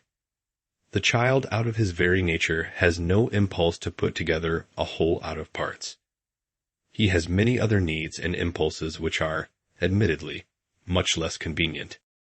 If you give him a watch, for instance, he immediately has the desire to pull it to pieces, to break up the whole into its parts, which is actually far more in accordance with the nature of man, to see how the whole arises out of its component parts. This is what must now be taken into account in our arithmetic teaching. It has an influence on the whole of culture, as you will see from the following example. In the conception of human thought up to the 13th and 14th centuries, very little emphasis was laid upon putting together a whole out of its parts. This arose later. The master builder built much more from the idea of the whole, which he then split up into its parts, rather than starting with the single parts and making a building out of these. The latter procedure was really only introduced into civilization later on. This conception then led to people thinking of every single thing as being put together out of the very smallest parts. Out of this arose the atomic theory in physics, which really only comes from education. For atoms are really tiny little caricatures of demons, and our learned scholars would not speak about them as they do unless people had grown accustomed, in education, to putting everything together out of its parts. Thus it is that atomism has arisen. We criticize atomism today, but criticism is really more or less superfluous because men cannot get freed from what they have been used to thinking of wrongly for the last 4 or 5 centuries. They have become accustomed to go from the parts to the whole instead of letting their thoughts pass from the whole to the parts. This is something we should particularly bear in mind in the teaching of arithmetic. If you are walking towards a distant wood, you first see the wood as a whole, and only when you come near it do you perceive that it is made up of single trees. This is just how you must proceed in arithmetic. You never have in your purse, let us say, 1, 2, 3, 4, 5 coins, but you have a heap of coins. You have all 5 together, which is a whole. This is what you have first of all. And when you cook pea soup, you do not have 1, 2, 3, 4, 5, or up to 3 or 4 peas, but you have one heap of peas, or with a basket of apples. For instance, there are not 1, 2, 3, 4, 5, 6, 7 apples, but one heap of apples in your basket. You have a whole. What does it matter to us to begin with, how many we have? We simply have a heap of apples which we are now bringing home, see diagram. There are, let us say, 3 children. We will not now divide them so that each gets the same, for perhaps one child is small, another big. We put our hand into the basket and give the bigger child a bigger handful, the smaller child a smaller handful. We divide our heap of apples into 3 parts. Dividing or sharing out is in any case such a queer business. There was once a mother who had a large piece of bread. She said to her little boy, Henry, divide the bread, but you must divide it in a Christian way. Then Henry said, What does that mean? Divide it in a Christian way? Well, said his mother, you must cut the bread into 2 pieces, one larger and one smaller. Then you must give the larger piece to your sister Anna, and keep the smaller one for yourself. Whereupon Henry said, Oh well, in that case, let Anna divide it in a Christian way. Other conceptions must come to your aid here. We will do it like this, that we give this to one child, let us say, see lines in the drawing, and this heap to the second child, and this to the third. They have already learned to count, and so that we get a clear idea of the whole thing, we will first count the whole heap. There are 18 apples. Now I have to count up what they each have. How many does the first child get? 5. How many does the second child get? 4. And the third? 9. Thus I have started from the whole, from the heap of apples, and have divided it up into 3 parts. Arithmetic is often taught by saying, You have 5, and here is 5 again and 8. Count them together, and you have 18. Here you are going from the single thing to the whole, but this will give the child dead concepts. He will not gain living concepts by this method. Proceed from the whole, from the 18, and divide it up into the addenda. That is how to teach addition. Thus in your teaching you must not start with the single addenda, but start with the sum, which is the whole, and divide it up into the single addenda. Then you can go on to show that it can be divided up differently, with different addenda, but the whole always remains the same. By taking addition in this way, not as is very often done by having first the addenda and then the sum, but by taking the sum first and then the addenda, you will arrive at conceptions that are living and mobile. You will also come to see that when it is only a question of a pure number, the whole remains the same, but the single addenda can change. This peculiarity of number, that you can think of the addenda grouped in different ways, is very clearly brought out by this method. From this, you can then proceed to show the children that when you have something that is not itself a pure number, but that contains number within it, as the human being, for example, then you cannot divide it up in all these different ways. Take the human trunk, for instance, and what is attached to it: head, 2 arms and hands, 2 feet. You cannot now divide up the whole as you please. You cannot say, now I will cut out 1 foot like this, or the hand like this, and so on, for it has already been membered by nature in a definite way. When this is not the case, and it is simply a question of pure counting, then I can divide things up in different ways. Such methods as these will make it possible for you to bring life and a kind of living mobility into your work. All pedantry will disappear, and you will see that something comes into your teaching that the child badly needs. Humor comes into the teaching, not in a childish, but in a healthy sense, and humor must find its place in teaching. This then must be your method. Always proceed from the whole. Supposing you had such an example as the following, taken from real life. A mother sent Mary to fetch some apples. Mary got 25 apples. The apple woman wrote it down on a piece of paper. Mary comes home and brings only 10 apples. The fact is before us, an actual fact of life, that Mary got 25 apples and only brought home 10. Mary is an honest little girl, and she really didn't eat a single apple on the way, and yet she only brought home 10. And now someone comes running in, an honest person, bringing all the apples that Mary dropped on the way. Now there arises the question, how many does he bring? We see him coming from a distance, but we want to know beforehand how many he is going to bring.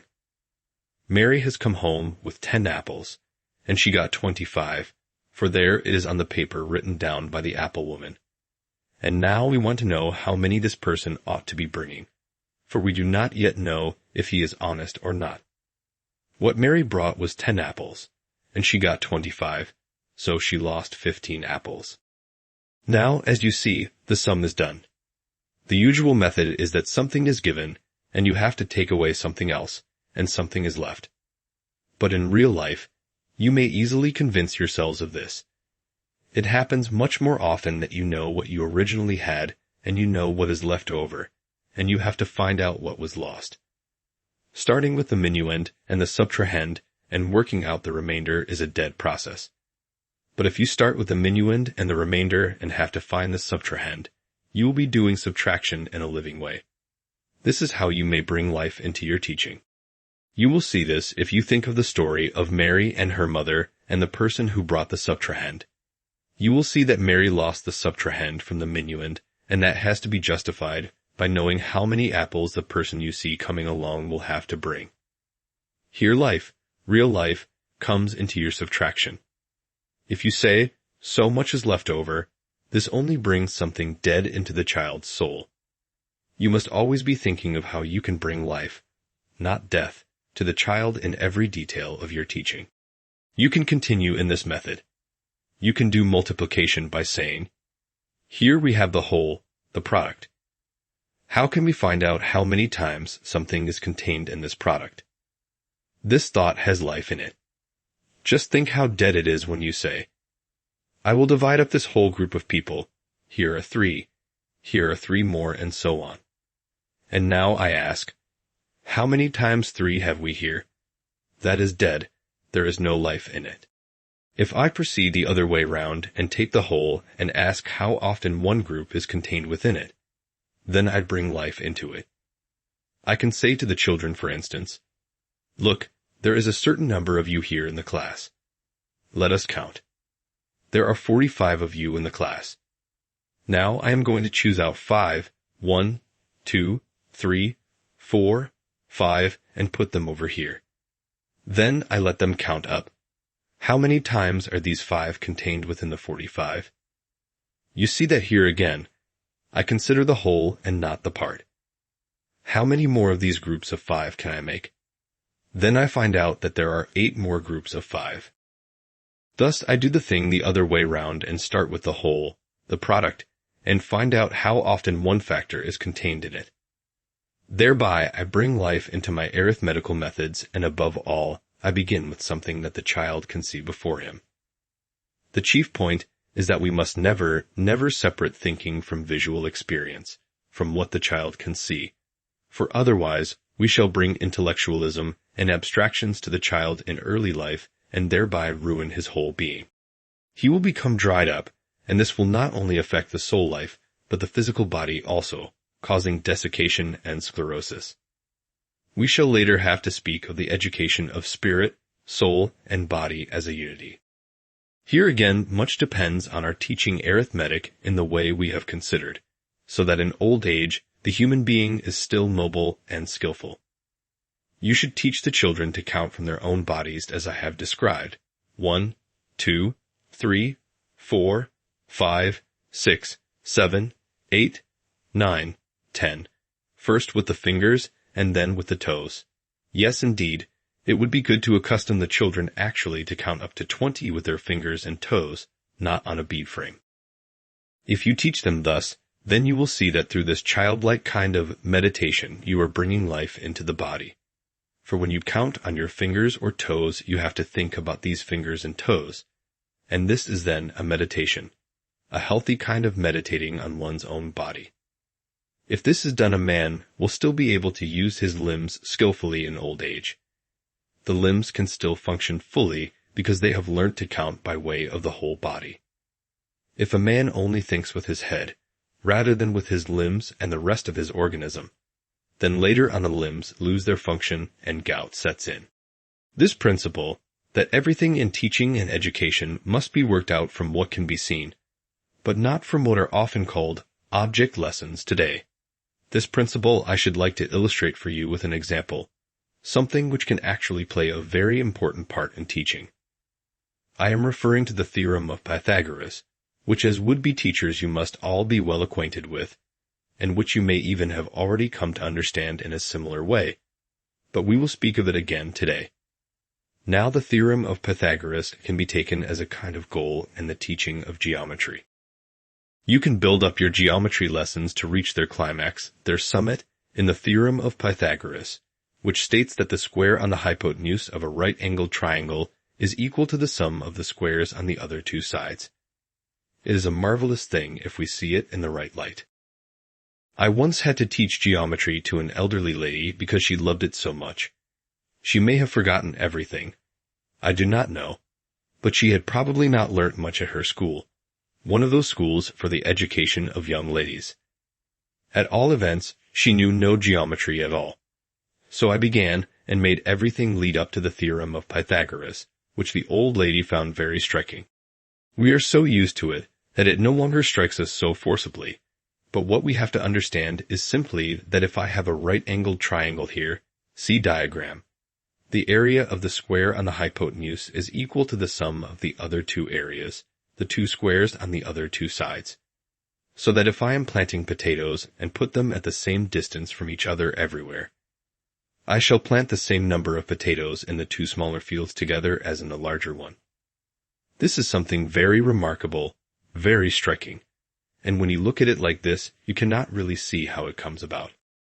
It is just this fact of the wonder of it, that you cannot see how it comes about, that you must make use of to bring life into the more inward, soul quality of your teaching. You must build on the fact that here you have something that is not easily discernible. This must constantly be acknowledged. One might even say with regard to the theorem of Pythagoras that you can believe it but you always have to lose your belief in it again. You have to believe afresh every time that this square is equal to the sum of the other two squares. Now, of course, all kinds of proofs can be found for this, but the proof ought to be given in a clear visual way. If you use this method of proof, laying one area over the other, you will discover something. If you cut it out instead of drawing it, you will see that it is quite easy to understand. Nevertheless, if you think it over afterwards, you will have forgotten it again. You must work it out afresh every time. You cannot easily hold it in your memory, and therefore you must rediscover it every time. That is a good thing, a very good thing. It is in keeping with the nature of the theorem of Pythagoras. One must arrive at it afresh every time. One should always forget that one has understood it. This belongs to the remarkable quality of the theorem of Pythagoras itself, and thereby you can bring life into it. You will soon see that if you make your pupils do it again and again, they have to ferret it out by degrees. They do not get it at once, they have to think it out each time. But this is in accordance with the inner living quality of the theorem of Pythagoras. It is not good to give a proof that can be understood in a flat, dry kind of way. It is much better to forget it again constantly and work it out every time afresh. This is inherent in the very wonder of it, that the square on the hypotenuse is equal to the squares on the other two sides. With children of 11 or 12, you can quite well take geometry up to the point of explaining the theorem of Pythagoras by this comparison of areas, and the children will enjoy it immensely when they have understood it. They will be enthusiastic about it, and will always be wanting to do it again, especially if you let them cut it out. There will perhaps be a few intellectual good-for-nothings who remember it quite well and can always do it again. But most of the children, being more reasonable, will cut it out wrong again and again and have to puzzle it out till they discover how it has to go. That is just the wonderful thing about the theorem of Pythagoras, and we should not forsake this realm of wonder, but should remain within it. Lecture sticks. We will now continue our discussions by speaking of certain matters of method, and here I should like to say that in these few lectures our purpose cannot be to give detailed indications, but only general principles. You can also study the Waldorf School's seminar courses, and with the indications you have received here, you will be able to understand them thoroughly. We must get a clear picture of the child between the change of teeth and puberty. We must know that in the years before the change of teeth, the inherited characteristics are the determining factors, and that the child receives from his father and mother a model body, which is completely thrown aside by the time he changes his teeth, for during the first 7-year period, it is being replaced by a new body. The change of teeth, indeed, is only the external expression of this replacing of the old body by a new one, upon which the soul and spirit are now at work. I have already told you that if the spirit soul is strong, then during the school period from the change of teeth to puberty the child may go through great changes as regards the qualities he formerly possessed. If the individuality is weak, the result will be a body that very closely resembles the inherited characteristics, and with the children of school age, we shall still have to take into account deeply rooted resemblances to the parents or grandparents. We must be clear in our minds that the independent activity of the etheric body of man only really begins at the change of teeth. The etheric body in the first 7 years has to put forward all the independent activity of which it is capable in order to build up the second physical body, so that this etheric body is preeminently an inward artist in the child in the first 7 years. It is a modeler, a sculptor. And this modeling force, which is applied to the physical body by the etheric body, becomes free, emancipates itself with the change of teeth at the 7th year. Then it can work as an activity of soul. This is why the child has an impulse to model forms or to paint them. For the first 7 years of life, the etheric body has been carrying out modeling and painting within the physical body. Now that it has nothing further to do as regards the physical body, or at least not as much as before, it wants to carry its activity outside. If therefore you as teachers have a wide knowledge of the forms that occur in the human organism, and consequently know what kind of forms the child likes to mold out of plastic material or to paint in color, then you will be able to give him the right guidance. But you yourselves must have a kind of artistic conception of the human organism. It is therefore of real importance for the teacher to try and do some modeling himself, for the teacher's training of today includes nothing of this sort. You will see that however much you have learnt about the lung or the liver, or let us say the complicated ramifications of the vascular system, you will not know as much as if you were to copy the whole thing in wax or plasticine. For then, you suddenly begin to have quite a different kind of knowledge of the organs, of the lung, for instance. For as you know, you must form one half of the lung differently from the other half. The lung is not symmetrical. One half is clearly divided into 2 segments, the other into 3. Before you learn this, you are constantly forgetting which is left and which is right. But when you work out these curious asymmetrical forms in wax or plasticine, then you get the feeling that you could not change round left and right any more than you could put the heart on the right-hand side of the body. You also get the feeling that the lung has its right place in the organism with its own particular form. And if you mold it rightly, you will feel that it is inevitable for the human lung to come gradually into an upright position in standing and walking. If you model the lung forms of animals, you will see, or you will feel from the touch, that the lung of an animal lies horizontally. And so it is with other organs. You yourselves, therefore, should really try to learn anatomy by modeling the organs, so that you can then get the children to model or to paint something that is in no way an imitation of the human body, but only expresses certain forms. For you will find that the child has an impulse to make forms that are related to the inner human organism. You may get some quite extraordinary experiences in this respect in the course of your lessons. We have introduced lessons on simple physiology in the school, and especially in the 4th, 5th, 6th, and 7th classes, as this is obviously an integral part of the Waldorf school method. Our children paint from the very beginning, and from a certain age they also do carving. Now, if you simply let the children work freely, it is very interesting to see that when you have explained anything about the human being to them, the lung for instance, then out of themselves they begin to model such forms as the lung or something similar. It is really interesting to see how the child forms things out of his own being. That is why it is essential for you to take up this plastic method and to find ways and means of making faithful reproductions of the forms of the human organs exactly in wax or plasticine. Even, if you like, as our children often do, in mud, for if you have nothing else, that is very good material to work with. This is an inner urge, an inner longing of the etheric body, to be at work in modeling or painting. So you can very easily turn this impulse and longing to account by deriving the letters of the alphabet out of the forms which the child paints or models, for then you will be really molding your teaching out of a knowledge of man. This is what must be done at this stage. Now to proceed. Man consists not only of his physical body and etheric body, which latter is emancipated and free at the 7th year, but also of the astral body and ego. What happens to the astral body of the child between the 7th and 14th year? It does not really come to its full activity till puberty. Only then is it working completely within the human organism. But whilst the etheric body between birth and the change of teeth is in a certain sense being drawn out of the physical body and becoming independent, the astral body is gradually being drawn inwards between the 7th and 14th year. And when it has been drawn right in, and is no longer merely loosely connected with the physical and etheric bodies, but permeates them completely, then the human being has arrived at the moment of puberty, of sex maturity.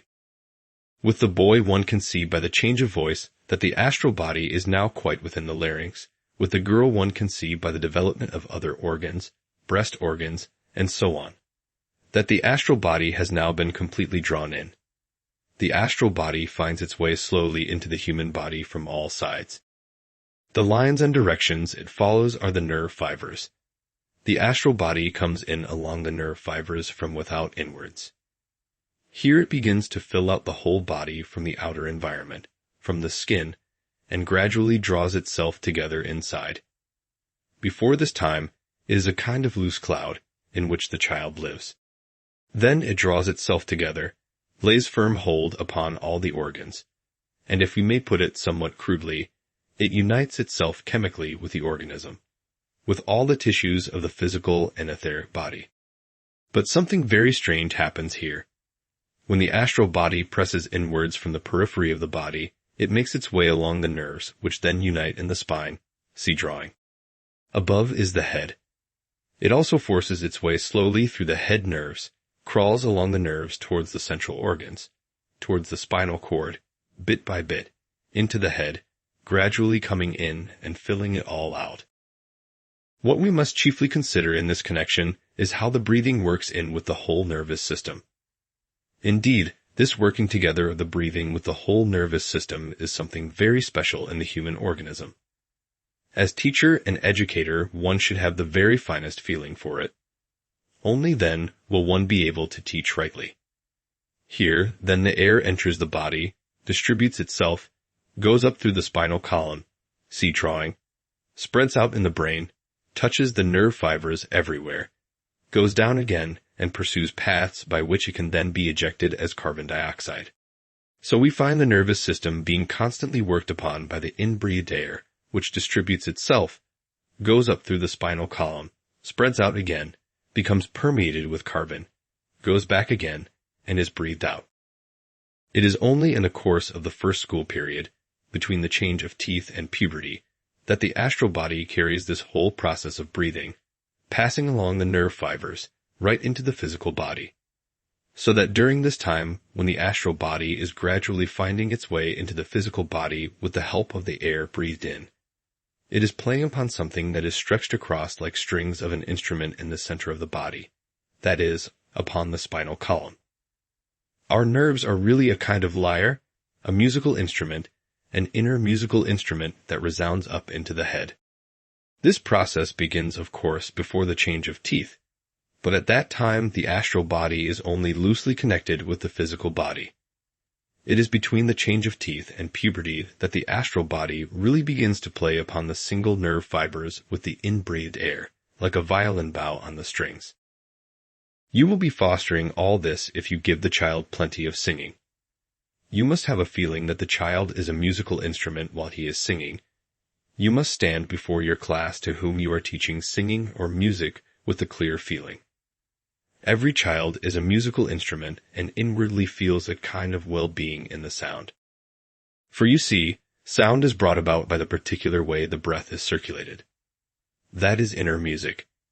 To begin with, in the first 7 years of life, the child learns everything by imitation, but now he should learn to sing out of the inward joy he experiences in building up melodies and rhythms. To show you the kind of inner picture you should have in your mind when you stand before your class in a singing lesson, I should like to use a comparison which may seem a little crude, but which will make clear to you what I mean. I do not know how many of you, but I hope most, have at some time been able to watch a herd of cows who have fed and are now lying in the meadow digesting their food. This digestive process of a herd of cows is indeed a marvelous thing. In the cow, a kind of image of the whole world is present. The cow digests her food, the digested foodstuffs pass over into the blood vessels and lymphatic vessels, and during this whole process of digestion and nourishment the cow has a sensation of well-being which is at the same time knowledge. During the process of digestion, every cow has a wonderful aura in which the whole world is mirrored.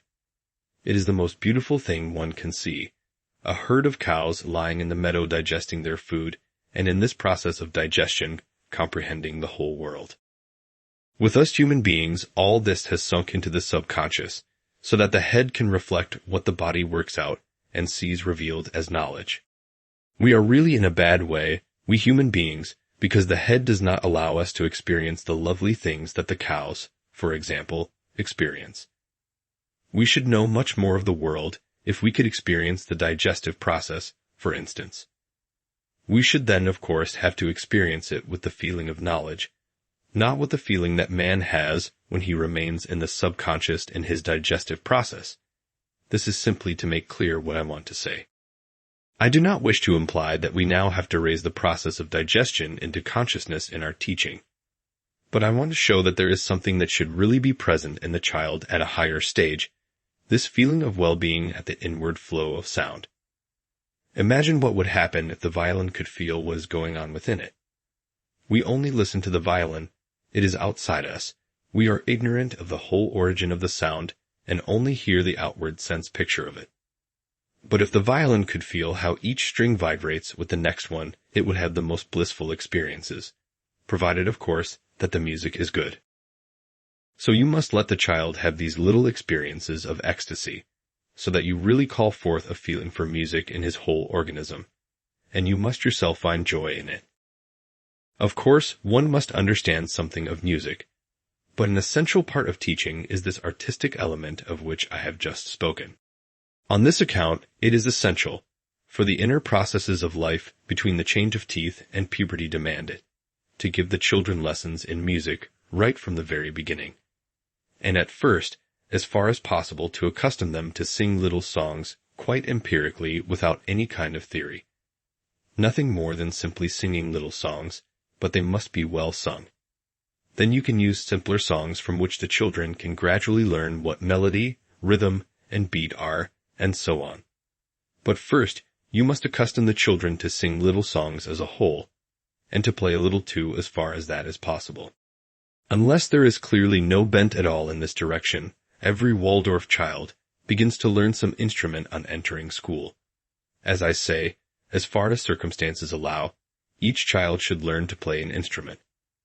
As early as possible, the children should come to feel what it means for their own musical being to flow over into the objective instrument, for which purpose the piano, which should really only be a kind of memorizing instrument, is of course the worst possible thing for the child. Another kind of instrument should be chosen, and if possible one that can be blown upon. Here, one must of course have a great deal of artistic tact, and I was going to say, a great deal of authority too. If you can, you should choose a wind instrument, as the children will learn most from this, and will thereby gradually come to understand music. Admittedly, it can be a hair-raising experience when the children begin to blow. But on the other hand, it is a wonderful thing in the child's life when this whole configuration of the air, which otherwise he encloses and holds within him along the nerve fibers, can now be extended and guided. The human being feels how his whole organism is being enlarged. Processes which are otherwise only within the organism are carried over into the outside world. A similar thing happens when the child learns the violin, when the actual processes, the music that is within him, is directly carried over, and he feels how the music in him passes over into the strings through his bow. But remember, you should begin giving these music and singing lessons as early as possible. For it is of very great importance that you not only make all your teaching artistic, but that you also begin teaching the more specifically artistic subjects, painting, modeling, and music, as soon as the child comes to school, and that you see to it that he really comes to possess all these things as an inward treasure. The point of time in the life of the child which falls between the 9th and 10th year must be very specially borne in mind in the teaching of languages. I have characterized for you this turning point between the 9th and 10th year as the time when the child first learns to differentiate between himself and his environment. Up to this time, they have been as one. I have already indicated the right method of teaching for the child entering school, but he ought not really to come to school before he begins to change his teeth. One might say that fundamentally any kind of school teaching before this time is wrong.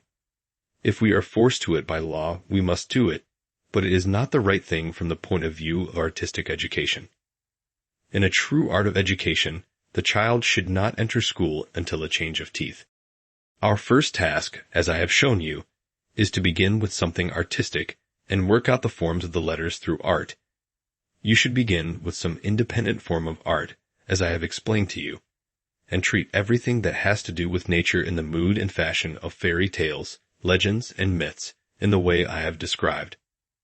But for the teaching of languages, it is specially important to consider this epoch between the 9th and 10th year. Before this point of time is reached, language teaching must under no circumstances be of an intellectual nature. That is to say, it must not include any grammar or syntax. Up to the 9th or 10th year, the child must learn to speak the foreign language just as he acquires any other habit. He must learn to speak as a matter of habit. It is only when he learns to differentiate himself from his environment that he may begin to examine what he himself is bringing forth in his speech. It is only now that one can begin to speak of noun, adjective, verb, and so on, not before.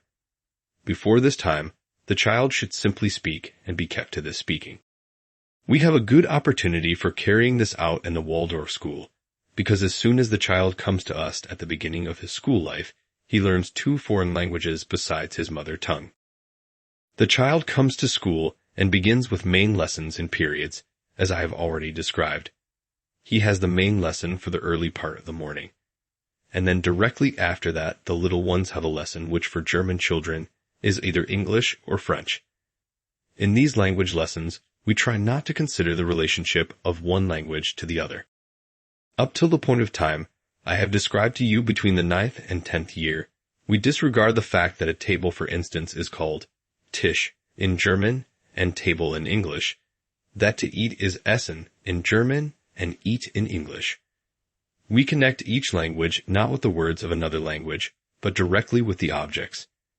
The child learns to call the ceiling, the lamp, the chair, by their names, whether it is in French or in English. Thus, from the 7th to the 9th year, we should not attach importance to translation, that is to say rendering a word in one language by a word in another, but the children simply learn to speak in the language, connecting their words with the external objects. So that the child does not need to know, or rather does not need to think of the fact that when he says table in English, it is called Tisch in German, and so on. He does not concern himself with this at all. This does not occur to the children, for they have not been taught to compare the language in any way. In this manner, the child learns every language out of the element from which it stems, namely, the element of feeling. Now a language consists, of course, of sounds, and is either the expression of the soul from within, in which case there is a vowel, or else is the expression of something external, and then there is a consonant. But one must feel this first of all. You will not, of course, pass on to the children exactly what I am saying here, but in the course of your lesson the child should actually experience the vowel as something connected with feeling, and the consonant as a copy of something in the outside world. He will do this of himself because it lies in human nature, and we must not drive out this impulse, but rather lead on from it. For let us think, what is the vowel A? In these references to A and E, the sounds of A and A should be considered, not the names of the letters. Ah, this does not belong to the lesson, but is only something you ought to know. What is A? When the sun rises, I stand in admiration before it. Ah, A is always the expression of astonishment, wonder. Or again, a fly settles on my forehead. I say, E, A.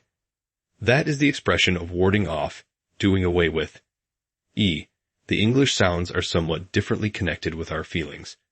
But in every language, English included, we find that the vowel A expresses astonishment and wonder. Now let us take a characteristic word. Roll, the rolling of a ball, for instance. Here you have the R, who could help feeling that with the R and the L together, the ball rolls on, see drawing A. R alone would be like this, see drawing B. RL goes on. L always implies a flowing on. Here you have an external process imitated in the consonant, see drawing C. So the whole language is built up in the vowels out of a feeling of inner astonishment, wonder, self-defense, self-assertion, etc., or out of a feeling of imitation in the case of the consonants. We must not drive these feelings out of the child. He should learn to develop the sound from the external objects and from the way in which his own feelings are related to them. Everything should be derived from the feeling for language. In the word roll the child should really fed. R-O-L, all. It is the same thing for every word. This has been completely lost for modern civilized man. He thinks of the word simply as something written down or something abstract. Man can no longer really feel his way into language. Look how all primitive languages still have feeling within them. The most civilized languages make speech an abstract thing. Look at your own English language, how the second half of the word is simply cast aside, and one skips over the real feeling of the sounds. But the child must dwell in this feeling for language. This must be cultivated by examining characteristic words in which such a feeling plays. Now, in German, we call what one has up here Kopf. In English, it is called head. In Italian, testa. With the abstract kind of relationship to language that people usually have today, what do they say about this? They say, in German the word is Kopf, in Italian testa, in English head. But all this is absolutely untrue. The whole thing is nonsense. For let us think, Kopf. What is that? Kopf is what is formed, something that has a rounded form. The form is expressed when you say Kopf. When you say testa, you have it in the word testament and testify. Then you are expressing the fact that the head establishes or confirms something. Here you are expressing something quite different. You say of that organ that sits up there, that is the establisher, the testator, testa. Now in English, one holds the opinion that the head is the most important part of man, although you know, of course, that this opinion is not quite correct. So that in English you say head, that is, the most important thing, the goal of all things, the aim and meeting place of all. Thus different things are expressed in the different languages. If people wanted to designate the same thing, then the Englishman and the Italian too would say Kopf. But they do not designate the same thing. In the primeval human language the same thing was expressed everywhere, so that this primeval language was the same for all. Then people began to separate and to express things differently. That is how the different words came about. When you designate such different things as though they were the same, you no longer feel what is contained in them. And it is very important not to drive out this feeling for language. It must be kept alive, and for this reason you must not analyze language before the 9th or 10th year. Only then can you pass on to what a noun, a verb, or an adjective is, and so on. This should not be done before the 9th or 10th year, otherwise you will be speaking of things which are connected with the child's own being, and this he cannot yet understand because he cannot yet distinguish himself from his environment. It is most important to bear in mind that we must not allow any grammar or comparison of languages before the 9th or 10th year. Then what the child gets from speaking will be similar to what he gets in his singing. I have tried to illustrate this inner joy in singing by picturing to you the inner feeling of pleasure that rises up out of the digestive organs of the cows in the meadow when they are digesting their food. There must be present an inner feeling of joy of this kind, or at least some feeling for the thing itself, so that the children feel what is really contained in a word, that they feel the inward rolling. Language must be inwardly experienced, and not only thought out with the head. Today you mostly find that people only think language with their head. Therefore, when they want to find the right word in translating from one language into another, they take a dictionary. Here the words are so put together that you find testa or Kopf, and people imagine that that is all the same. But it is not all the same.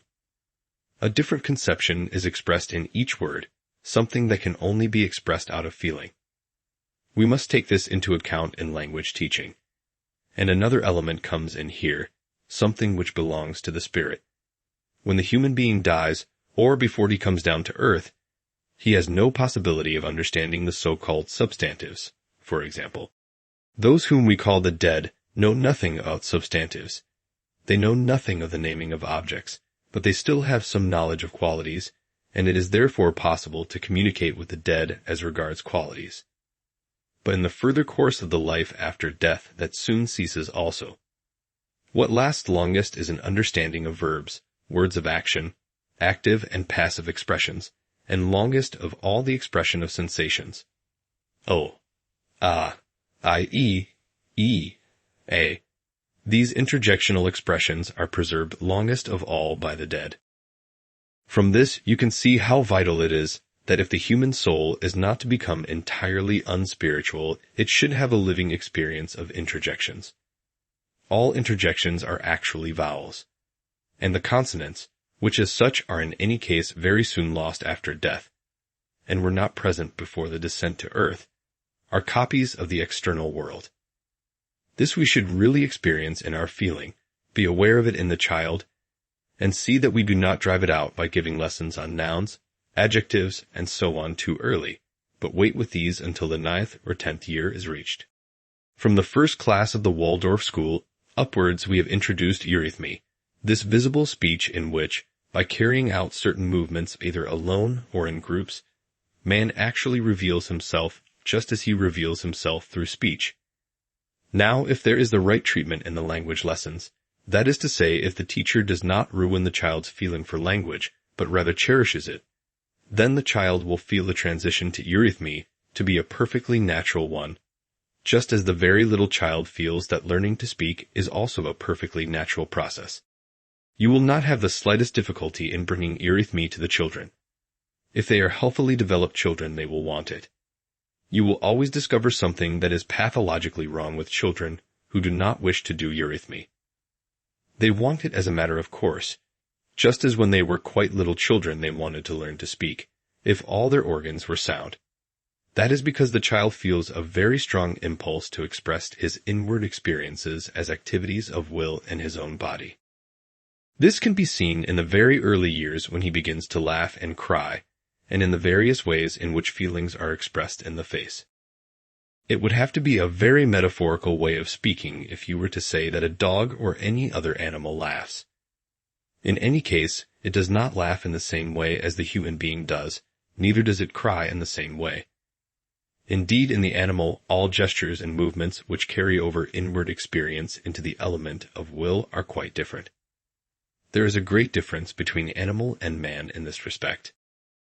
What is expressed in eurythmy rests upon laws just as language does. Speaking is not an arbitrary thing. With a word like water, for instance, you cannot put another vowel in place of the a. You cannot say wooter or anything like that. Speech has laws, and so has eurythmy. In the ordinary movements of the body, man is in a sense free, although he also does many things out of a certain instinct. When he is cogitating about something, he puts his finger to his forehead. When he wants to show that something is not true, he shakes his head and his hand, extinguishing it, as it were. But eurythmy leads inward and outward experiences over into ordered movements, just as speech leads an inward experience over into the sound. This is what eurythmy is, and the child wants to learn it. For this reason, the fact that eurythmy is not yet taught in modern education proves that there is no thought of drawing forth the human faculties out of the very nature of man himself, for if you do that, then you must come to eurythmy in the natural course of things. This will not mean any interference with gymnastics, the teaching of physical exercises.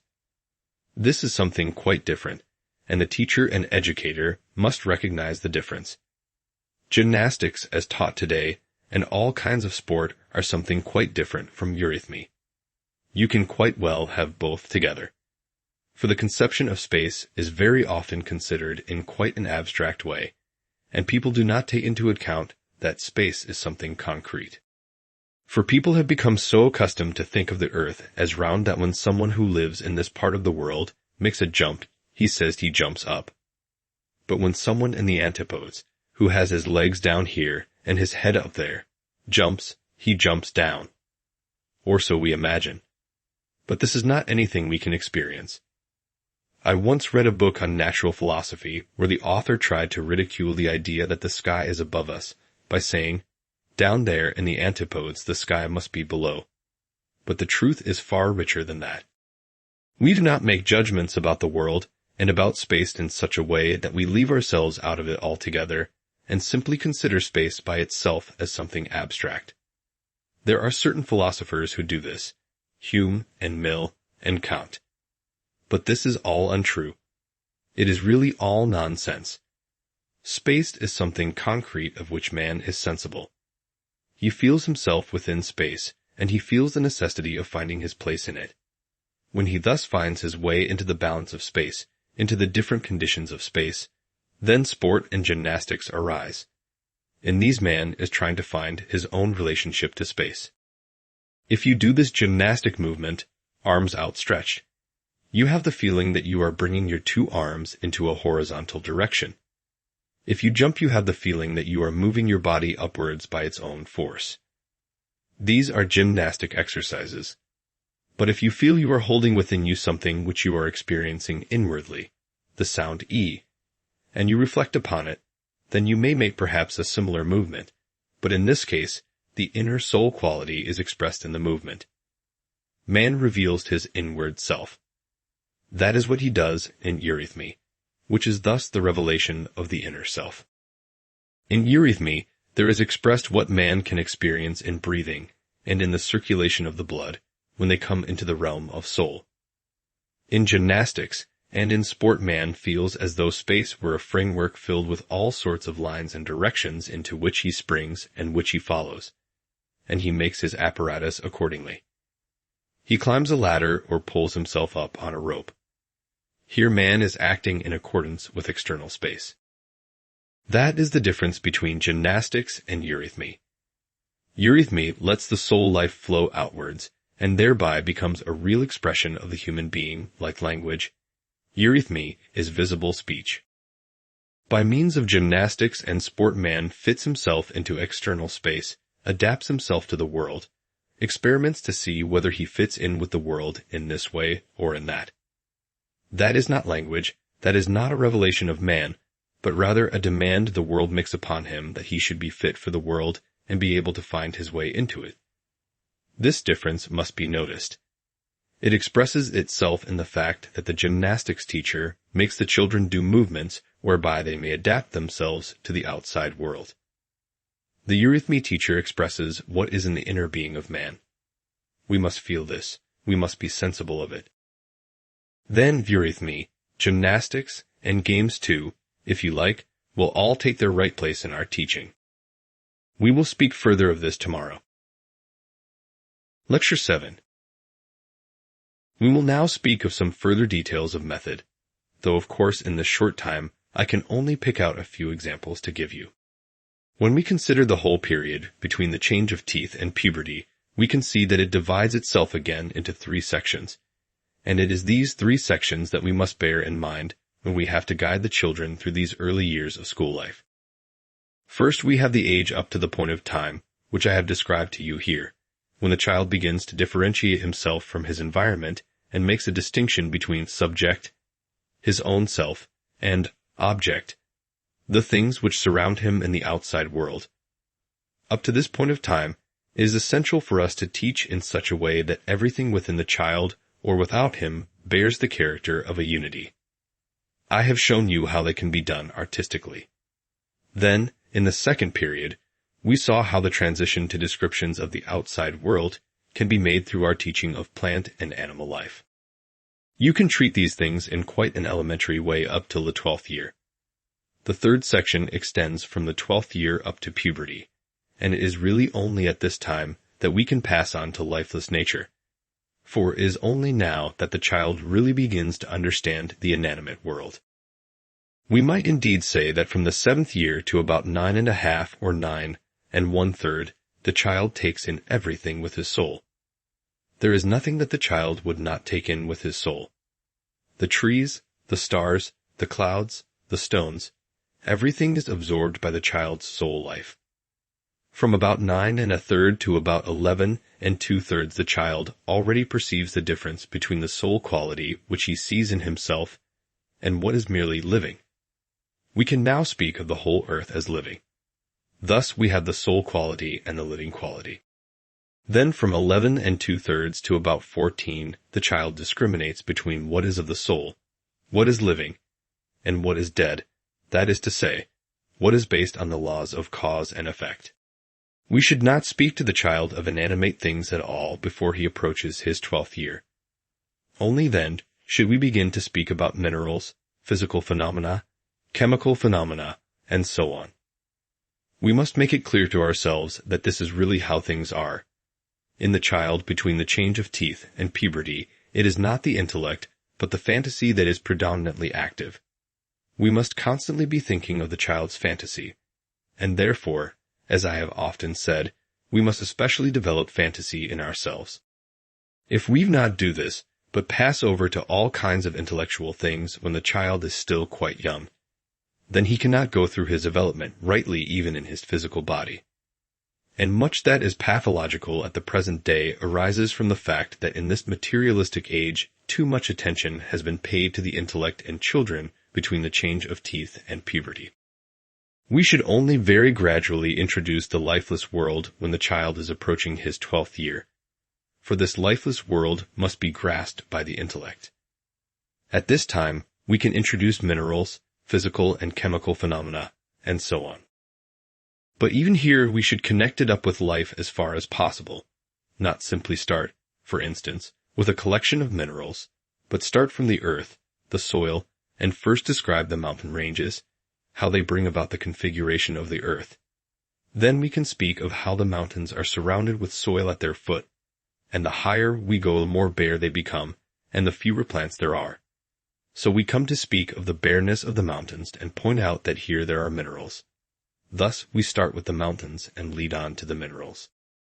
Then, when we have given a clear description of the mountains, we can show the children a mineral and say, "This is what you would find if you were to take this path up the mountain.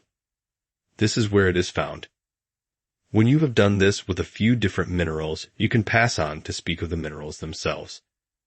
But you must do the other first, here again, proceeding from the whole and not from the part. This is of very great importance. For physical phenomena also, it is just as important to start from life itself. You should not begin your teaching of physics as set forth in the textbooks of today, but simply by lighting a match, for instance, and letting the children observe how it begins to burn. You must draw their attention to all the details, what the flame looks like, what it is like outside, what it is like further in, and how a black spot, a little black cap, is left when you blow out the flame. And only when you have done this, begin to explain how the fire and the match came about. The fire came about through the generation of warmth, and so on. Thus you must connect everything with life itself. Or take the example of a lever. Do not begin by saying that a lever consists of a supported beam at the one end of which there is a force, and at the other end another force, as one so often finds in the physics books. You should start from a pair of scales. Let the child imagine that you are going to some shop where things are being weighed out, and from this pass on to equilibrium and balance, and to the conception of weight and gravity. Always develop your physics from life itself and your chemical phenomena also. That is the essential thing, to begin with real life in considering the different phenomena of the physical and mineral world. If you do it the other way, beginning with an abstraction, then something very curious happens to the child. The lesson itself soon makes him tired.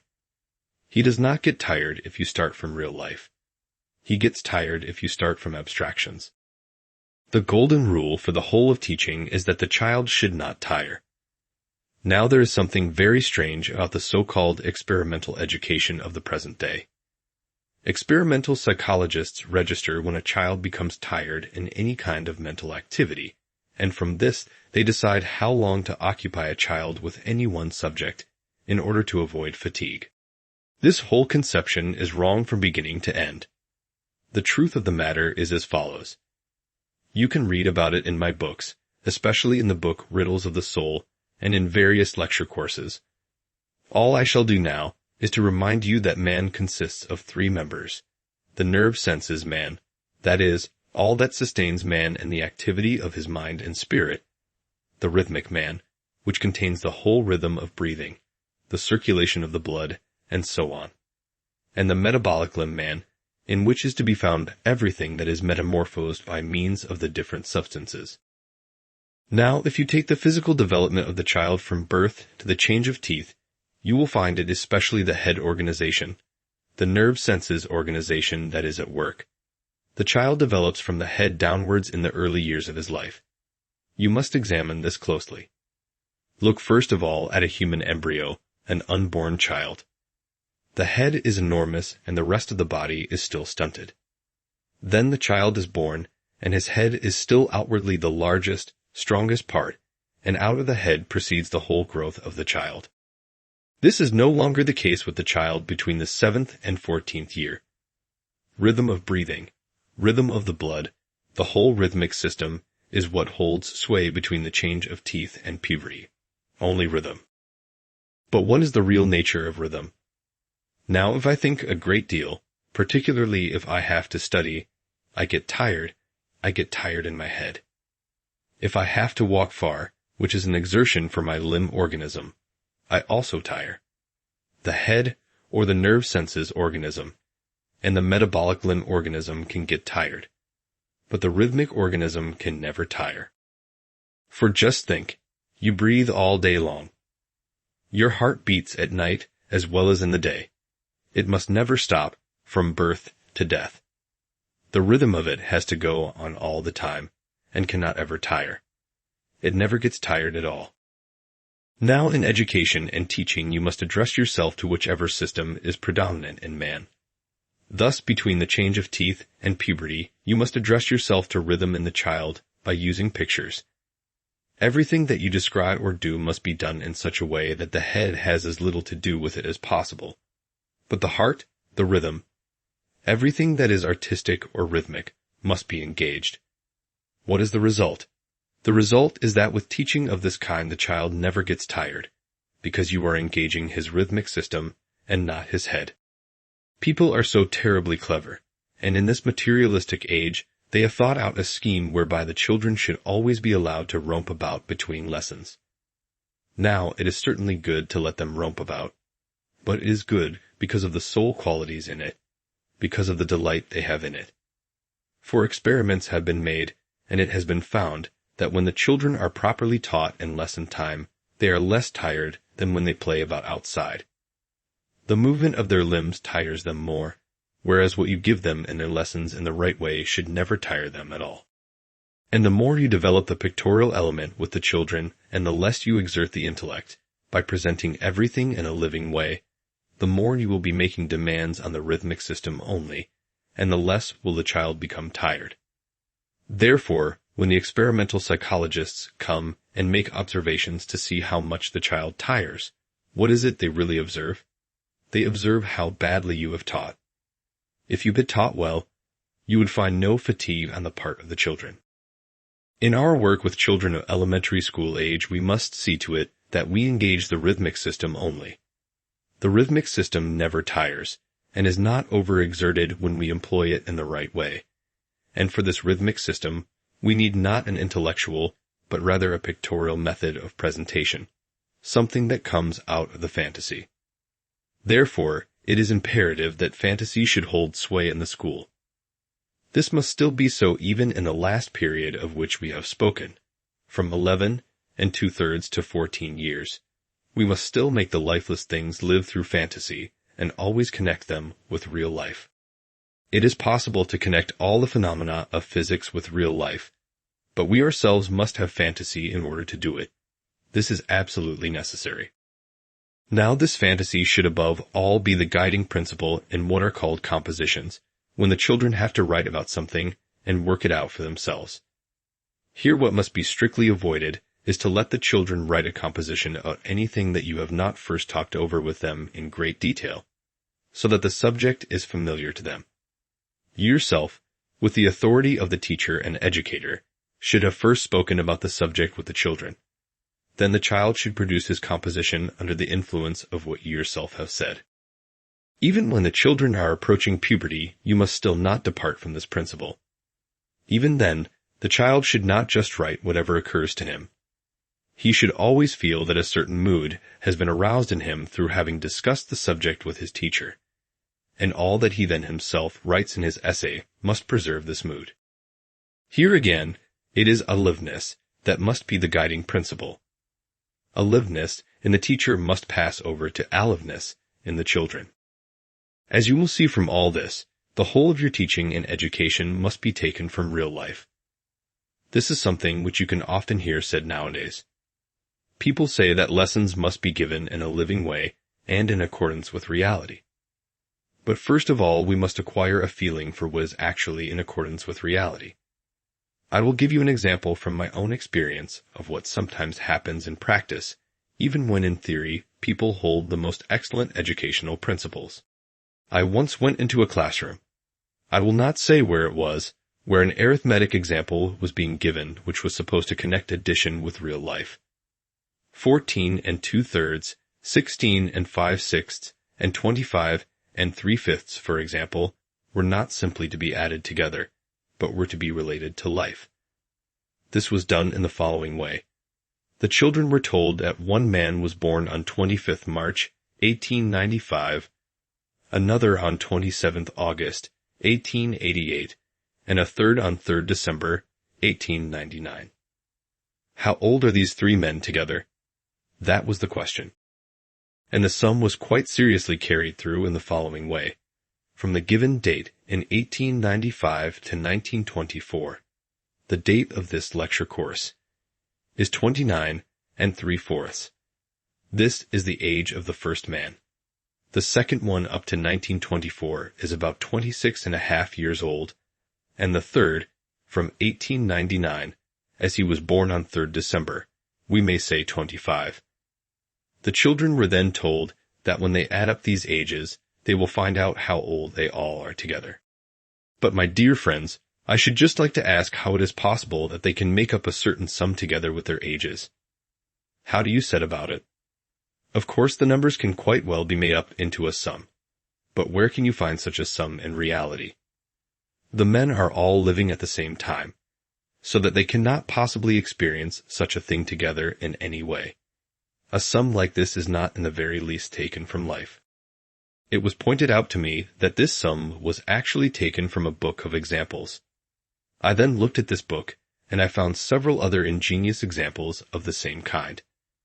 In many places I have found that this kind of thing has repercussions in ordinary life, and that is the important thing about it. For what we do at school affects ordinary life, and if the school teaching is wrong, that is, if we bring such an unreality into an arithmetical example, then this way of thinking will be adopted by the young people and will be taken into ordinary life. I do not know if it is the same in England, but all over Central Europe when, let us say, several criminals are accused and condemned together, then you sometimes read in the papers, all 5 together have received sentences of imprisonment totaling 75.5 years. One has 10 years, another 20, and so on. But it is all added up together. This you can find repeatedly in the newspapers. I should like to know what meaning a sum like that can have in reality. For each single prisoner who is sentenced, the 75 years together certainly have no meaning. They will all of them be free long before the 75 years are over, so that it has no reality at all. You see, that is the important thing, to make straight for the reality in everything. You simply poison a child to whom you give a sum like this, which is absolutely impossible in real life. You must guide the child to think only about things that are to be found in life. Then through your teaching reality will be carried back into life again. In our time, we suffer terribly from the unreality of men's thinking, and the teacher has need to consider this very carefully. There is a theory in this age which, though postulated by men who are considered to be extraordinarily clever, is really only a product of education. It is the so-called theory of relativity. I hope you have already heard something of this theory, which is connected with the name of Einstein. There is much in it that is correct. I do not want to combat what is right in it, but it has been distorted in the following way. Let us imagine that a cannon is fired off somewhere. It is said that if you are so many miles away, after a certain length of time you hear the report of the cannon. If you do not stand still but walk away from the sound, then you hear it later. The quicker you walk away, the later you get the impression of the sound. If you do the opposite and walk towards the sound, you will be hearing it sooner and sooner all the time. But now, if you continue this thought, you come to the possible conception, which is however an impossibility in reality, that you approach the sound more quickly than it travels itself. And then if you think this out to its conclusion, you come to the point of saying to yourself, then there is also a possibility of hearing the sound before the cannon is fired off. That is what it can lead to, if theories arise out of a kind of thinking which is not in accordance with reality. A man who can think in accordance with reality must sometimes have very painful experiences. For in Einstein's books you even find, for instance, how you could take a watch and send it out into the universe at the speed of light, and then let it come back again. We are then told what happens to this watch if it goes out at the speed of light and comes back again. I should like to get an actual sight of this watch, which, having whizzed away at this speed, then comes back again. I should like to know what it looks like then. The essential thing is that we never lose sight of reality in our thinking. Herein lies the root of all evil in much of the education of today, and you find, for instance, in the exemplary kindergartens that different kinds of work are thought out for the child to do. In reality, we should make the children do nothing, even in play, that is not an imitation of life itself. All frugal occupations and the like, which have been thought out for the children, are really bad. We must make it a rule only to let the children do what is an imitation of life, even in play. This is extremely important. For this reason, as I have already told you, we should not think out what are called ingenious toys, but as far as possible with dolls or other toys, we should leave as much as we can to the child's own fantasy. This is of great significance, and I would earnestly beg you to make it a rule not to let anything come into your teaching and education that is not in some way connected with life. The same rule applies when you ask the children to describe something themselves. You should always call their attention to it if they stray from reality. The intellect never penetrates as deeply into reality as fantasy does. Fantasy can go astray, it is true, but it is rooted in reality, whereas the intellect remains always on the surface. That is why it is so infinitely important for the teacher himself to be in touch with reality as he stands in his class. In order that this may be so, we have our teachers' meetings in the Waldorf school, which are the heart and soul of the whole teaching. In these meetings, each teacher speaks of what he himself has learnt in his class and from all the children in it, so that each one learns from the other. No school is really alive where this is not the most important thing, this regular meeting of the teachers. And indeed, there is an enormous amount one can learn there. In the Waldorf school, we have mixed classes, girls and boys together. Now quite apart from what the boys and girls say to each other, or what they consciously exchange with each other, there is a marked difference to be seen in the classes according to whether there are more girls than boys or more boys than girls or an equal number of each. For years I have been watching this, and it has always proved to be the case that there is something different in a class where there are more girls than boys. In the latter case, you will very soon find that you yourself as the teacher become less tired, because the girls grasp things more easily than boys, and with greater eagerness too. You will find many other differences also. Above all, you will very soon discover that the boys themselves gain in quickness of comprehension when they are in a minority, whereas the girls lose by it if they are in the minority. And so there are numerous differences which do not arise through the way they talk together or treat each other, but which remain in the sphere of the imponderable, and are themselves imponderable things. All these things must be very carefully watched, and everything that concerns either the whole class or individual children is spoken of in our meetings, so that every teacher really has the opportunity to gain an insight into characteristic individualities among the pupils. There is one thing that is of course difficult in the Waldorf school method. We have to think much more carefully than is usually the case in class teaching, how one can really bring the children on. For we are striving to teach by reading, from the particular age of a child, what should be given him at this age. All I have said to you is directed towards this goal. Now suppose a teacher has a child of between 9 and 10 years in the class that is right for his age, but with quite an easy mind, he lets this child stay down and not go up with the rest of the class. The consequence will be that in the following year, this child will be receiving teaching which is meant for an age of life different from his own. Therefore, under all circumstances, we avoid letting the children stay down in the same class, even if they have not reached the required standard.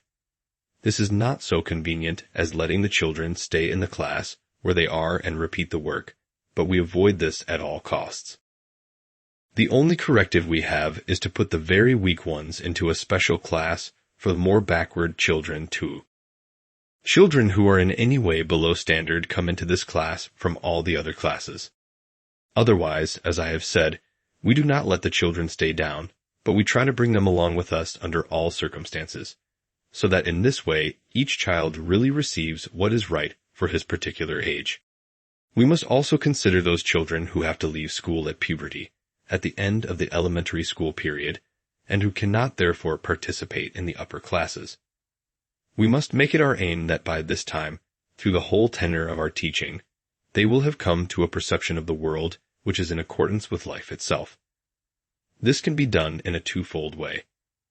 On the one hand, we can develop all our lessons on science and history in such a manner that the children, at the end of their schooling, have some knowledge of the being of man and some idea of the place of man in the world. Everything must lead up to a knowledge of man, reaching a measure of wholeness when the children come to the 7th and 8th classes. That is when they have reached their 13th and 14th year. Then all that they have already learned will enable them to understand what laws, forces, and substances are at work in man himself, and how man is connected with all physical matter in the world, with all that is of soul in the world, with all spirit in the world, so that the child, of course in his own way, knows what a human being is within the whole cosmos. This, then, is what we strive to achieve on the one hand. On the other hand, we try to give the children an understanding of life. It is actually the case today that most people, especially those who grow up in the town, have no idea how a substance, paper for instance, is made. There are a great many people who do not know how the paper on which they write or the material they are wearing is manufactured, nor, if they wear leather shoes, how the leather is prepared. Think how many people there are who drink beer and have no idea how the beer is made. This is really a monstrous state of affairs. Now, we cannot, of course, achieve everything in this direction, but we try to make it our aim as far as possible to give the children some knowledge of the work done in the most varied trades, and to see to it that they themselves also learn how to do certain kinds of work which are done in real life. It is, however, extraordinarily difficult, in view of what is demanded of children today by the authorities, to succeed with an education that is really in accordance with life itself. One has to go through some very painful experiences. Once, for instance, owing to family circumstances, a child had to leave when he had just completed the 2nd class and begun a new year in the 3rd. He had to continue his education in another school. We were then most bitterly reproached because he had not got so far in arithmetic as was expected of him there, nor in reading or writing. Moreover, they wrote and told us that the eurythmy and painting and all the other things he could do were of no use to him at all. If, therefore, we educate the children not only out of the knowledge of man, but in accordance with the demands of life, they will also have to know how to read and write properly at the age at which this is expected of them today. And so we shall be obliged to include in the curriculum many things which are simply demanded by the customs of the time. Nevertheless, we try to bring the children into touch with life as far as possible. I should have dearly liked to have a shoemaker as a teacher in the Waldorf school, if this had been possible. It could not be done because such a thing does not fit into a curriculum based on present-day requirements. But in order that the children might really learn to make shoes, and to know, not theoretically, but through their own work, what this entails, I should have dearly liked from the very beginning to have a shoemaker on the staff of the school. But it simply could not be done because it would not have been in accordance with the authorities, although it is just the very thing that would have been in accordance with real life. Nevertheless, we do try to make the children into practical workers. When you come to the Waldorf school, you will see that the children are quite good at binding books and making boxes. You will see, too, how they are led into a really artistic approach to handwork. The girls will not be taught to produce the kind of thing you see nowadays when you look at the clothes that women wear, for instance. It does not occur to people that the pattern for a collar should be different from that of a belt or the hem of a dress. People do not consider that here, for example, see drawing A. The pattern must have a special character because it is worn at the neck. The pattern for a belt, see drawing B, must lead both upwards and downwards, and so on. Or again, we never let our children make a cushion with an enclosed pattern, but the pattern itself should show where to lay your head. You can also see that there is a difference between right and left, and so forth. Thus here, too, life itself is woven and worked into everything that the children make, and they learn a great deal from it. This, then, is another method by which the children may learn to stand rightly in life. We endeavor to carry this out in every detail, for example, in the giving of reports. I could never in my life imagine what it means to mark the capacities of the children with a 2, or 3, or 21. I do not know if that is done in England too, giving the children numbers or letters in their reports, which are supposed to show what a child can do. In Central Europe, it is customary to give a 3 or a 4. At the Waldorf school, we do not give reports like this, but every teacher knows every child and describes him in the report. He describes in his own words what the child's capacities are and what progress he has made. And then every year each child receives in his report a motto or verse for his own life, which can be a word of guidance for him in the year to come. The report is like this. First there is the child's name, and then his verse, and then the teacher, without any stereotyped letters or numbers, simply characterizes what the child is like, and what progress he has made in the different subjects. The report is thus a description. The children always love their reports, and their parents also get a true picture of what the child is like at school. We lay great stress upon keeping in touch with all the parents, so that from the school we may see into the home through the child. Only in this way can we come to understand each child, and to know how to treat every peculiarity. It is not the same thing when we notice the same peculiarity in two children, for it has quite a different significance in the two cases. Suppose, for instance, that two children each show a certain excitability. It is not merely a question of knowing that the child is excitable and giving him something to help him to become quiet, but it is a question of finding out that in the one case the child has an excitable father whom he has imitated, and in the other case the child is excitable because he has a weak heart. In every case, we must be able to discover what lies at the root of these peculiarities.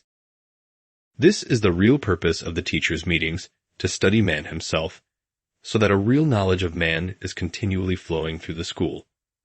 The whole school is the concern of the teachers in their meetings, and all else that is needed will follow of itself. The essential thing is that in the teachers' meetings there is study, steady, continual study. These are the indications I wanted to give you for the practical organization of your school. There are, of course, many things that could still be said if we could continue this course for several weeks, but that we cannot do, and therefore I want to ask you tomorrow, when we come together, to put in the form of questions anything which you may have upon your minds, so that we may use the time for you to put your questions, which I will then answer for you. Lecture 8. The first question is as follows. What is the real difference between multiplication and division in this method of teaching? Or should there be no difference at all in the first school year? The question probably arises from my statement that in multiplication the so-called multiplicand, one factor, and the product are given, and the other factor has to be found. Of course, this really gives what is usually regarded as division. If we do not keep two strictly to words, then on the same basis we can consider division as follows. We can say, if a whole is divided in a certain way, what is the amount of the part? And you have only another conception of the same thing as in the question. By what must a number be multiplied in order to get a certain other number? Thus, if our question refers to dividing into parts, we have to do with a division. But if we regard it from the standpoint of how many times, then we are dealing with a multiplication. And it is precisely the inner relationship in thought which exists between multiplication and division which here appears most clearly. But quite early on it should be pointed out to the child that it is possible to think of division in two ways. One is that which I have just indicated. Here we examine how large each part is if we separate a whole into a definite number of parts. Here I proceed from the whole to find the part. That is one kind of division. In the other kind of division, I start from the part and find out how often the part is contained in the whole. Then the division is not a separation into parts, but a measurement. The child should be taught this difference between separation into parts and measurement as soon as possible, but without using pedantic terminology. Then division and multiplication will soon cease to be something in the nature of merely formal calculation, as it very often is, and will become connected with life. So in the first school years, it is really only in the method of expression that you can make a difference between multiplication and division. But you must be sure to point out that this difference is fundamentally much smaller than the difference between subtraction and addition. It is very important that the child should learn such things. Thus, we cannot say that no difference at all should be made between multiplication and division in the first school years, but it should be done in the way I have just indicated. At what age and in what manner should we make the transition from the concrete to the abstract in arithmetic?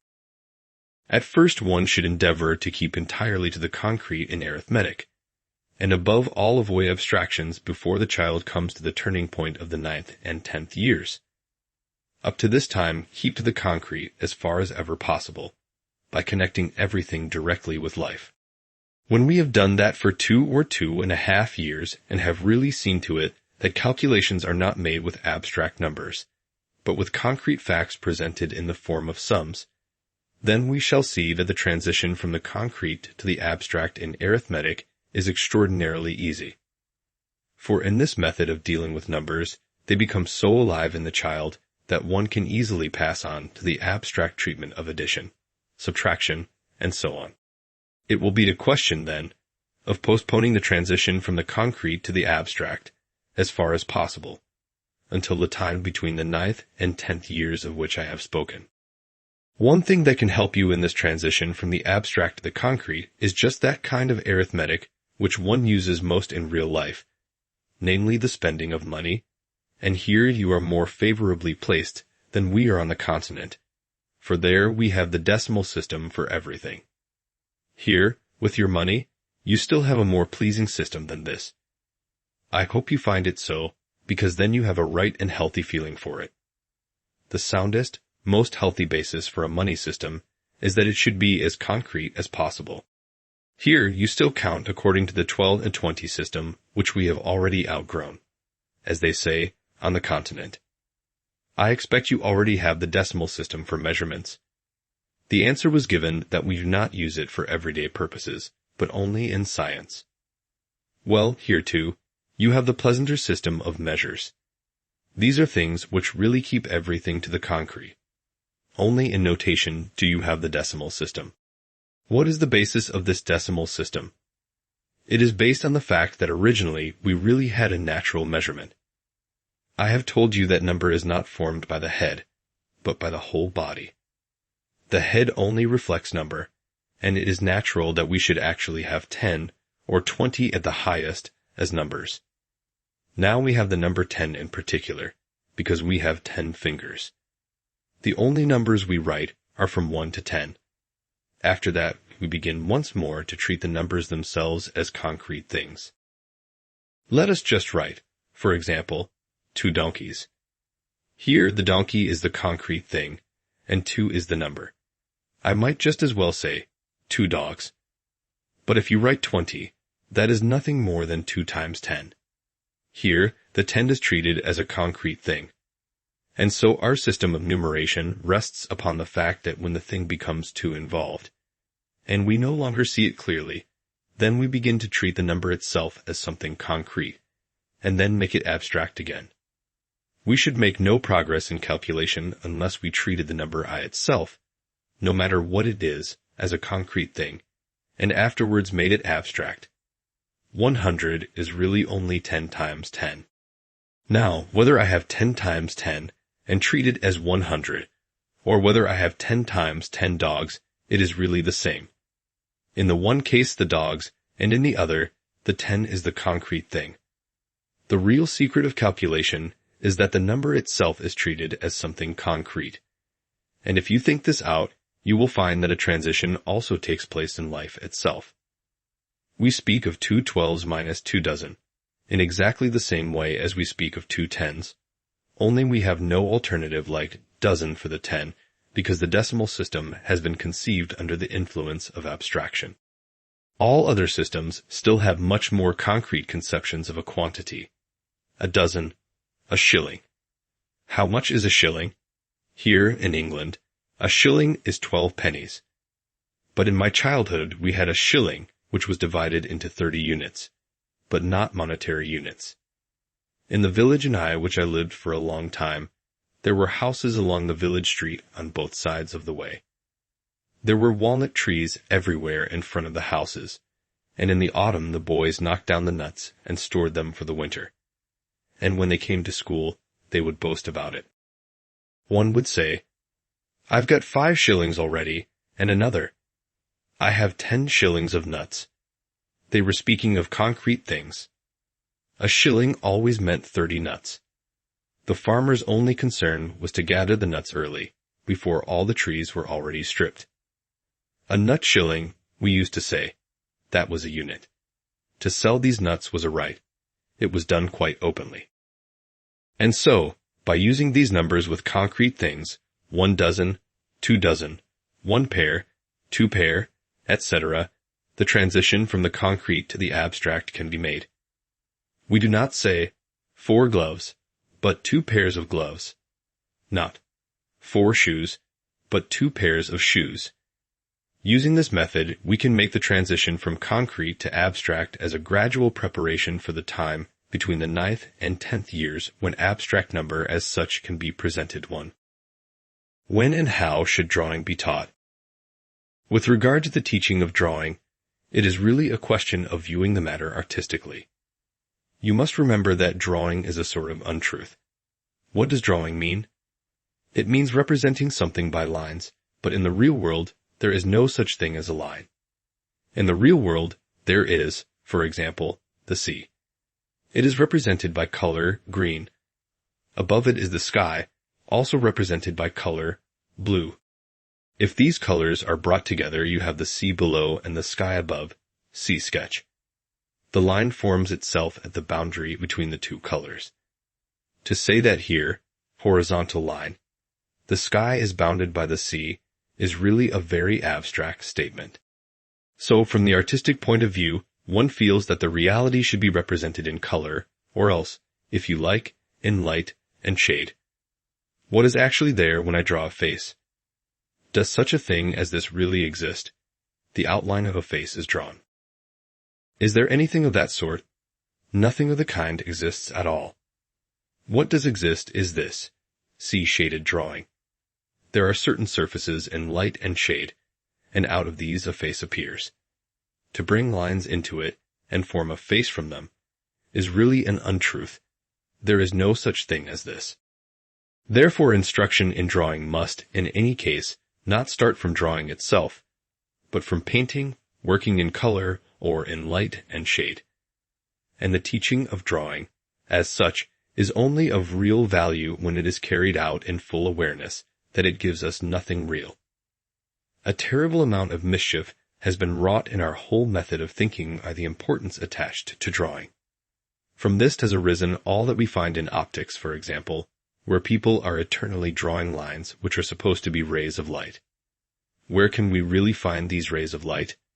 They are nowhere to be found. What you have in reality is pictures. You make a hole in a wall. The sun shines through it, and on a screen an image is formed. The rays can perhaps be seen, if at all, in the particles of dust in the room, and the dustier the room, the more you can see of them. But what is usually drawn as lines in this connection is only imagined. Everything, really, that is drawn, has been thought out. And it is only when you begin to teach the child something like perspective, in which you already have to do with the abstract method of explanation, that you can begin to represent aligning and sighting by lines. But the worst thing you can do is to teach the child to draw a horse or a dog with lines. He should take a paintbrush and make a painting of the dog, but never a drawing. The outline of the dog does not exist at all. Where is it? It is, of course, produced of itself if we put on paper what is really there. We are now finding that there are not only children, but also teachers who would like to join our school. There may well be many teachers in the outer world who would be glad to teach in the Waldorf school, because they would like it better there. I have had really quite a number of people coming to me recently and describing the manner in which they have been prepared for the teaching profession in the training colleges. One gets a slight shock in the case of the teachers of history, languages, etc., but worst of all are the drawing teachers, for they are carrying on a craft which has no connection whatever with artistic feeling. Such feeling simply does not exist. And the result is, I am mentioning no names, so I can speak freely, that one can scarcely converse with the drawing teachers. They are such dried up, such terribly unhuman people. They have no idea at all of reality. By taking up drawing as a profession, they have lost touch with all reality. It is terrible to try to talk to them, quite apart from the fact that they want to teach drawing in the Waldorf school, where we have not introduced drawing at all. But the mentality of these people who carry on the unreal craft of drawing is also quite remarkable. And they have no moisture on the tongue. Their tongues are quite dry. It is tragic to see what these drawing teachers gradually turn into, simply because of having to do something which is completely unreal. I will therefore answer this question by saying that wherever possible, you should start from painting and not from drawing. That is the important thing. I will explain this matter more clearly, so that there shall be no misunderstanding. You might otherwise think I had something personal against drawing teachers. I would like to put it thus. Here is a group of children. I show them that the sun is shining in from this side. The sun falls upon something and makes all kinds of light. See sketch. Light is shed upon everything. I can see bright patches. It is because the sun is shining in that I can see the bright patches everywhere. But above them I see no bright patches, only darkness, blue. But I also see darkness here, below the bright patches. There will perhaps be just a little light here. Then I look at something which, when the light falls on it in this way, looks greenish in color. Here, where the light falls, it is whitish. But then, before the really black shadow occurs, I see a greenish color. And here, under the black shadow, it is also greenish, and there are other curious things to be seen in between the two. Here the light does not go right in. A little yellow, if you like, if the fruit happens to be lovely apples. But we must speak of color and light and shade, and so indeed we shall be speaking only of what is really there, color, light, and shade. Drawing should only be done in geometry, and all that is connected with that. There we have to do with lines, something which is worked out in thought. But realities, concrete realities, must not be drawn with a pen. A tree, for example, must be evolved out of light and shade and out of the colors, for this is the reality of life itself. It would be barbarous if an orthodox drawing teacher came and had this tree, which we have drawn here in shaded colors, copied in lines. In reality, there are just light patches and dark patches. Nature does that. If lines were drawn here, it would be an untruth. Should the direct method, without translation, be used, even for Latin and Greek? In this respect, a special exception must be made with regard to Latin and Greek. It is not necessary to connect these directly with practical life, for they are no longer alive, and we have them with us only as dead languages. Now Greek and Latin, for Greek should actually precede Latin in teaching, can only be taught when the children are somewhat older, and therefore the translation method for these languages is, in a certain way, fully justified. There is no question of our having to converse in Latin and Greek, but our aim is to understand the ancient authors. We use these languages first and foremost for the purposes of translation. And thus it is that we do not use the same methods for the teaching of Latin and Greek as those which we employ with all living languages. Now once more comes the question that is put to me whenever I am anywhere in England where education is being discussed. How should instruction in gymnastics be carried out, and should sports be taught in an English school, hockey and cricket, for example, and if so, in what way? It is emphatically not the aim of the Waldorf school method to suppress these things. They have their place simply because they play a great part in English life, and the child should grow up into life. Only please do not fall a prey to the illusion that there is any other meaning in it than this, namely, that we ought not to make the child a stranger to his world. To believe that sport is of tremendous value in development is an error. It is not of great value in development. Its only value is that it is a fashion dear to the English people, and we must not make the child a stranger to the world by excluding him from all popular usages. You like sport in England, so the child should be introduced to sport. One should not meet with Philistine opposition what may possibly be Philistine itself. With regard to how it should really be taught, there is very little indeed to be said. For in these things it is really more or less so that someone does them first, and then the child imitates him. And to devise special artificial methods here would be something scarcely appropriate to the subject. In drill or gymnastics one simply learns from anatomy and physiology in what position any limb of the organism must be placed in order that it may serve the agility of the body. It is a question of really having a sense for what renders the organism skilled, light, and supple. And when one has this sense, one has then simply to demonstrate. Suppose you have a horizontal bar. It is customary to perform all kinds of exercises on the bar except the most valuable one of all, which consists in hanging onto the bar, hooked on, like this, then swinging sideways, and then grasping the bar further up, then swinging back, then grasping the bar again. There is no jumping, but you hang from the bar, fly through the air, make the various movements, grasp the bar thus, and so an alternation in the shape and position of the muscles of the arms is produced which actually has a healthy effect upon the whole body. You must study which inner movements of the muscles have a healthy effect on the organism, so that you will know what movements to teach. Then you have only to do the exercises in front of the children, for the method consists simply in this preliminary demonstration 3. How should religious instruction be given at the different ages? As I always speak from the standpoint of practical life, I have to say that the Waldorf school method is a method of education and is not meant to bring into the school a philosophy of life or anything sectarian. Therefore, I can only speak of what lies within the Waldorf school principle itself. It was comparatively easy for us in Württemberg, where the laws of education were still quite liberal. When the Waldorf school was established, we were really shown great consideration by the authorities. It was even possible for me to insist that I myself should appoint the teachers without regard to their having passed any state examination or not. I do not mean that everyone who has passed a state examination is unsuitable as a teacher. I would not say that. But still, I could see nothing in a state examination that would necessarily qualify a person to become a teacher in the Waldorf school. And in this respect things have really always gone quite well. But one thing was necessary when we were establishing the school, and that was for us definitely to take this standpoint. We have a method school.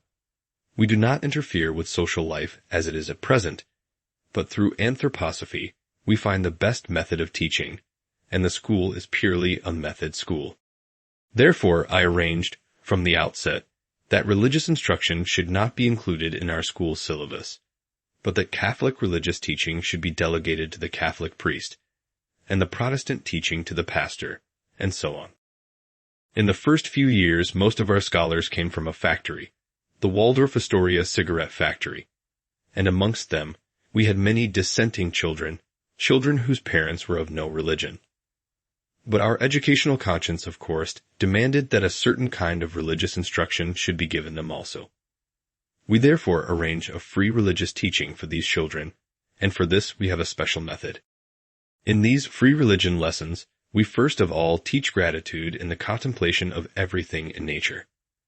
Whereas in the telling of legends and myths we simply relate what things do, stones, plants, and so on. Here in the religion lessons we lead the child to perceive the divine in all things. So we begin with a kind of religious naturalism, shall I say, in a form suited to the children. Again, the child cannot be brought to an understanding of the Gospels before the time between the 9th and 10th years of which I have spoken. Only then can we proceed to a consideration of the Gospels in the religion lessons, going on later to the Old Testament. Up to this time, we can only introduce to the children a kind of nature religion in its general aspect, and for this we have our own method. Then we should go on to the Gospels, but not before the 9th or 10th year, and only much later, between the 12th and 13th years, we should proceed to the Old Testament 4. This, then, is how you should think of the free religion lessons. We are not concerned with the Catholic and Protestant instruction. We must leave that to the Catholic and Protestant pastors. Also, every Sunday, we have a special form of service for those who attend the free religion lessons. A service is performed and forms of worship are provided for children of different ages. What is done at these services has shown its results in practical life during the course of the years. It contributes in a very special way to the deepening of religious feeling, and awakens a mood of great devotion in the hearts of the children. We allow the parents to attend these services, and it has become evident that this free religious teaching truly brings new life to Christianity, and there is real Christianity in the Waldorf school. Because through this naturalistic religion during the early years, the children are gradually led to an understanding of the Christ mystery when they reach the higher classes. Our free religion classes have, indeed, gradually become full to overflowing. We have all kinds of children coming into them from the Protestant pastor or the Catholic priest, but we make no propaganda for it. It is difficult enough for us to find sufficient religion teachers, and therefore we are not particularly pleased when too many children come. Neither do we wish the school to acquire the reputation of being an anthroposophical school of a sectarian kind. We do not want that at all. Only our educational conscience has constrained us to introduce this free religion teaching. But children turn away from the Catholic and Protestant teaching and more come over to us and want to have the free religion teaching. They like it better. It is not our fault that they run away from their other teachers. But as I have said, the principle of the whole thing was that religious instruction should be given, to begin with, by the various pastors. When you ask, then, what kind of religious teaching we have, I can only speak of what our own free religion teaching is, as I have just described it. Should French and German be taught from the beginning in an English school? If the children come to a kindergarten class at 5 or 6 years old, ought they, too, to have language lessons? As to whether French and German should be taught from the beginning in an English school, I should first like to say that I think this must be settled entirely on grounds of expediency. If you simply find that life is making it necessary to teach these languages, you must teach them. We have introduced French and English into the Waldorf school, because with French there is much to be learnt from the inner quality of the language not found elsewhere, namely, a certain feeling for rhetoric which it is very good to acquire. And English is taught because it is a universal world language and will become so more and more. Now, I should not wish to decide categorically whether French and German should be taught in an English school, but you must be guided by the circumstances of life. It is not at all so important which language is chosen as that foreign languages are actually taught in the school. And if children of 4 or 5 years do already come to school, which should not really be the case, it would then be good to do languages with them also. It would be right for this age. Some kind of language teaching can be given even before the age of the change of teeth, but it should only be taught as a proper lesson after this change. If you have a kindergarten class for the little children, it would be quite right to include the teaching of languages, but all other school subjects should as far as possible be postponed until after the change of teeth. I should like to express, in conclusion, what you will readily appreciate, namely, that I am deeply gratified that you are taking such an active interest in making the Waldorf school method fruitful here in England, and that you are working with such energy for the establishment of a school here, on our anthroposophical lines. And I should like to express the hope that you may succeed in making use of what you were able to learn from our training courses in Stuttgart, from what you have heard at various other courses which have been held in England, and finally, from what I have been able to give you here in a more aphoristic way, in order to establish a really good school here on anthroposophical lines. You must remember how much depends upon the success of the very first attempt. If it does not succeed, very much is lost, for all else will be judged by the first attempt. And indeed, very much depends on how your first project is launched.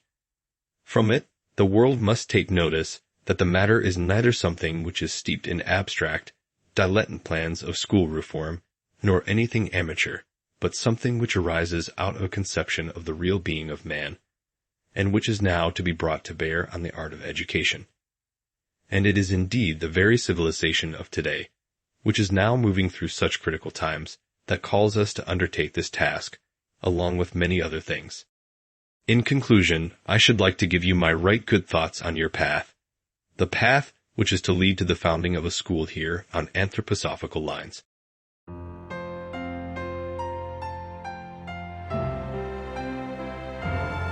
Thank you for staying with us.